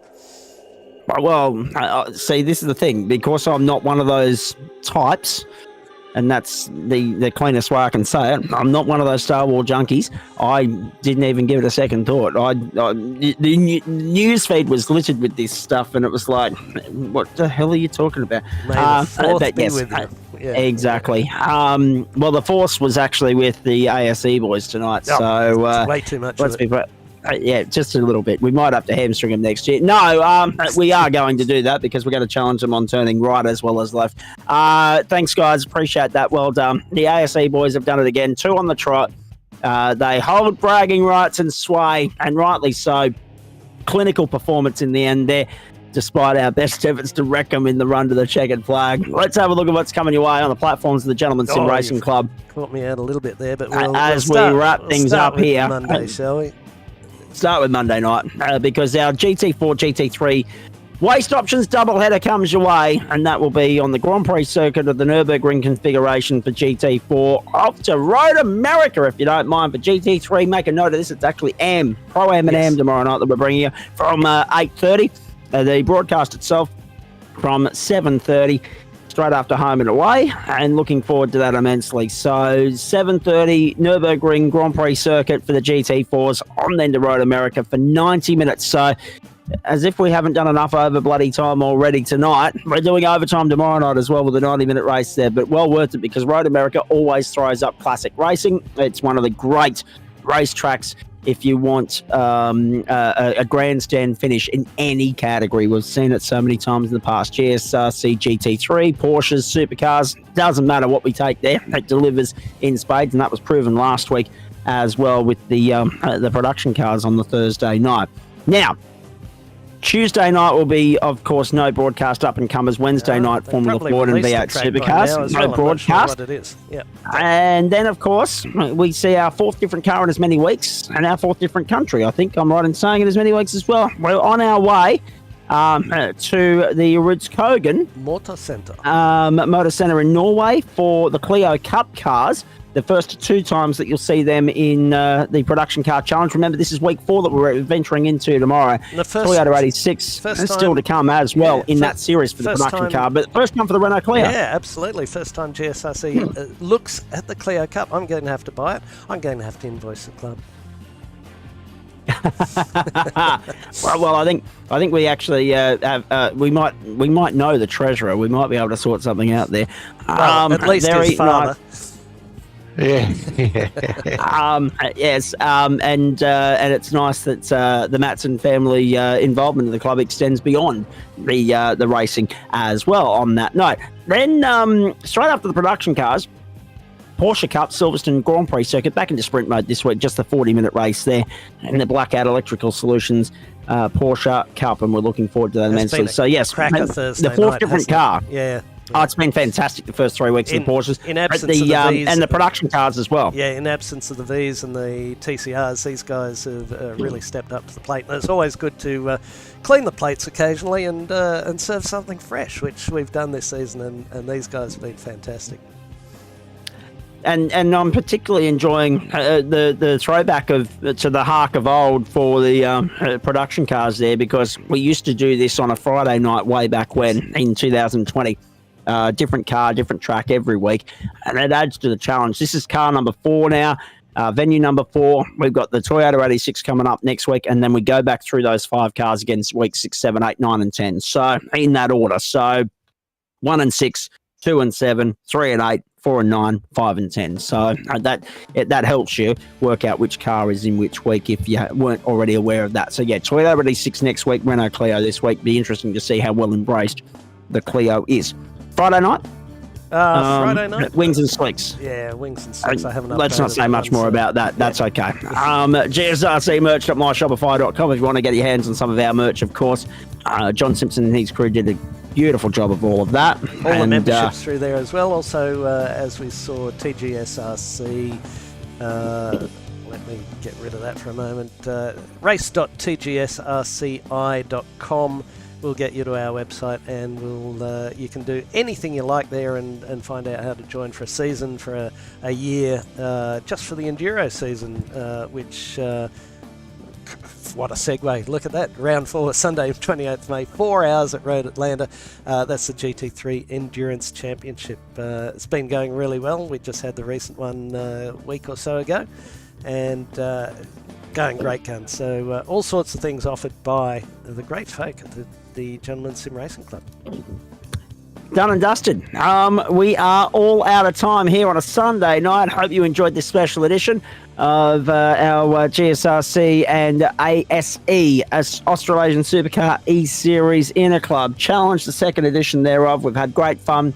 Yep, the ASE boys got the job done again, but not without a stiff fight from the likes of Cuthberts and Gray, and also Greg Paget got up there in the end. And of course, we can't forget to mention Shane Newlands, and there was one more that I've left out of there, and I do apologise. Warwick Sharp, of course, he dropped well off in the back end there, didn't he? Unfortunately, did Warwick. Adam Tice was another one too. So there were some great contributors fighting the fight for the GSRC boys, but they've fallen short once more by a significant margin. We won't add insult to injury by repeating the scoreline there, but we hope you enjoyed it nonetheless. We've had great fun. Sunday night motorsport for the first time this season, and it delivered in spades. It didn't disappoint. If you didn't enjoy that, as I so often say after a Formula V or a TCR race, go and check your pulse. There's something wrong with you. On behalf of Grant Gill and the rest of the commentary, broadcaster, production team here at the Gentleman Sim Racing Club, I'm Zach Caven bidding you a very good evening. Next Sunday is, of course, Mother's Day, so get out there and look after your mums next Sunday. As far as the rest of it's concerned, the ASE boys are back in action next week as well. We're back in action tomorrow night, GT4 and GT3 from 7:30. Look forward to your company for that and more as the season rolls on. Week 3 of Term 2, done and dusted with a little bit of overtime in every sense of the word, because we got overtime in the race, as well as the fact that we're broadcasting on a Sunday night. Thanks for your company, everybody. Enjoy the rest of your Sunday evening. And, of course, Formula 1 tomorrow morning. Pre-race show from 4, race 5:30 from Miami. Until then, have a great evening, everybody. We'll see you tomorrow night. Bye for now.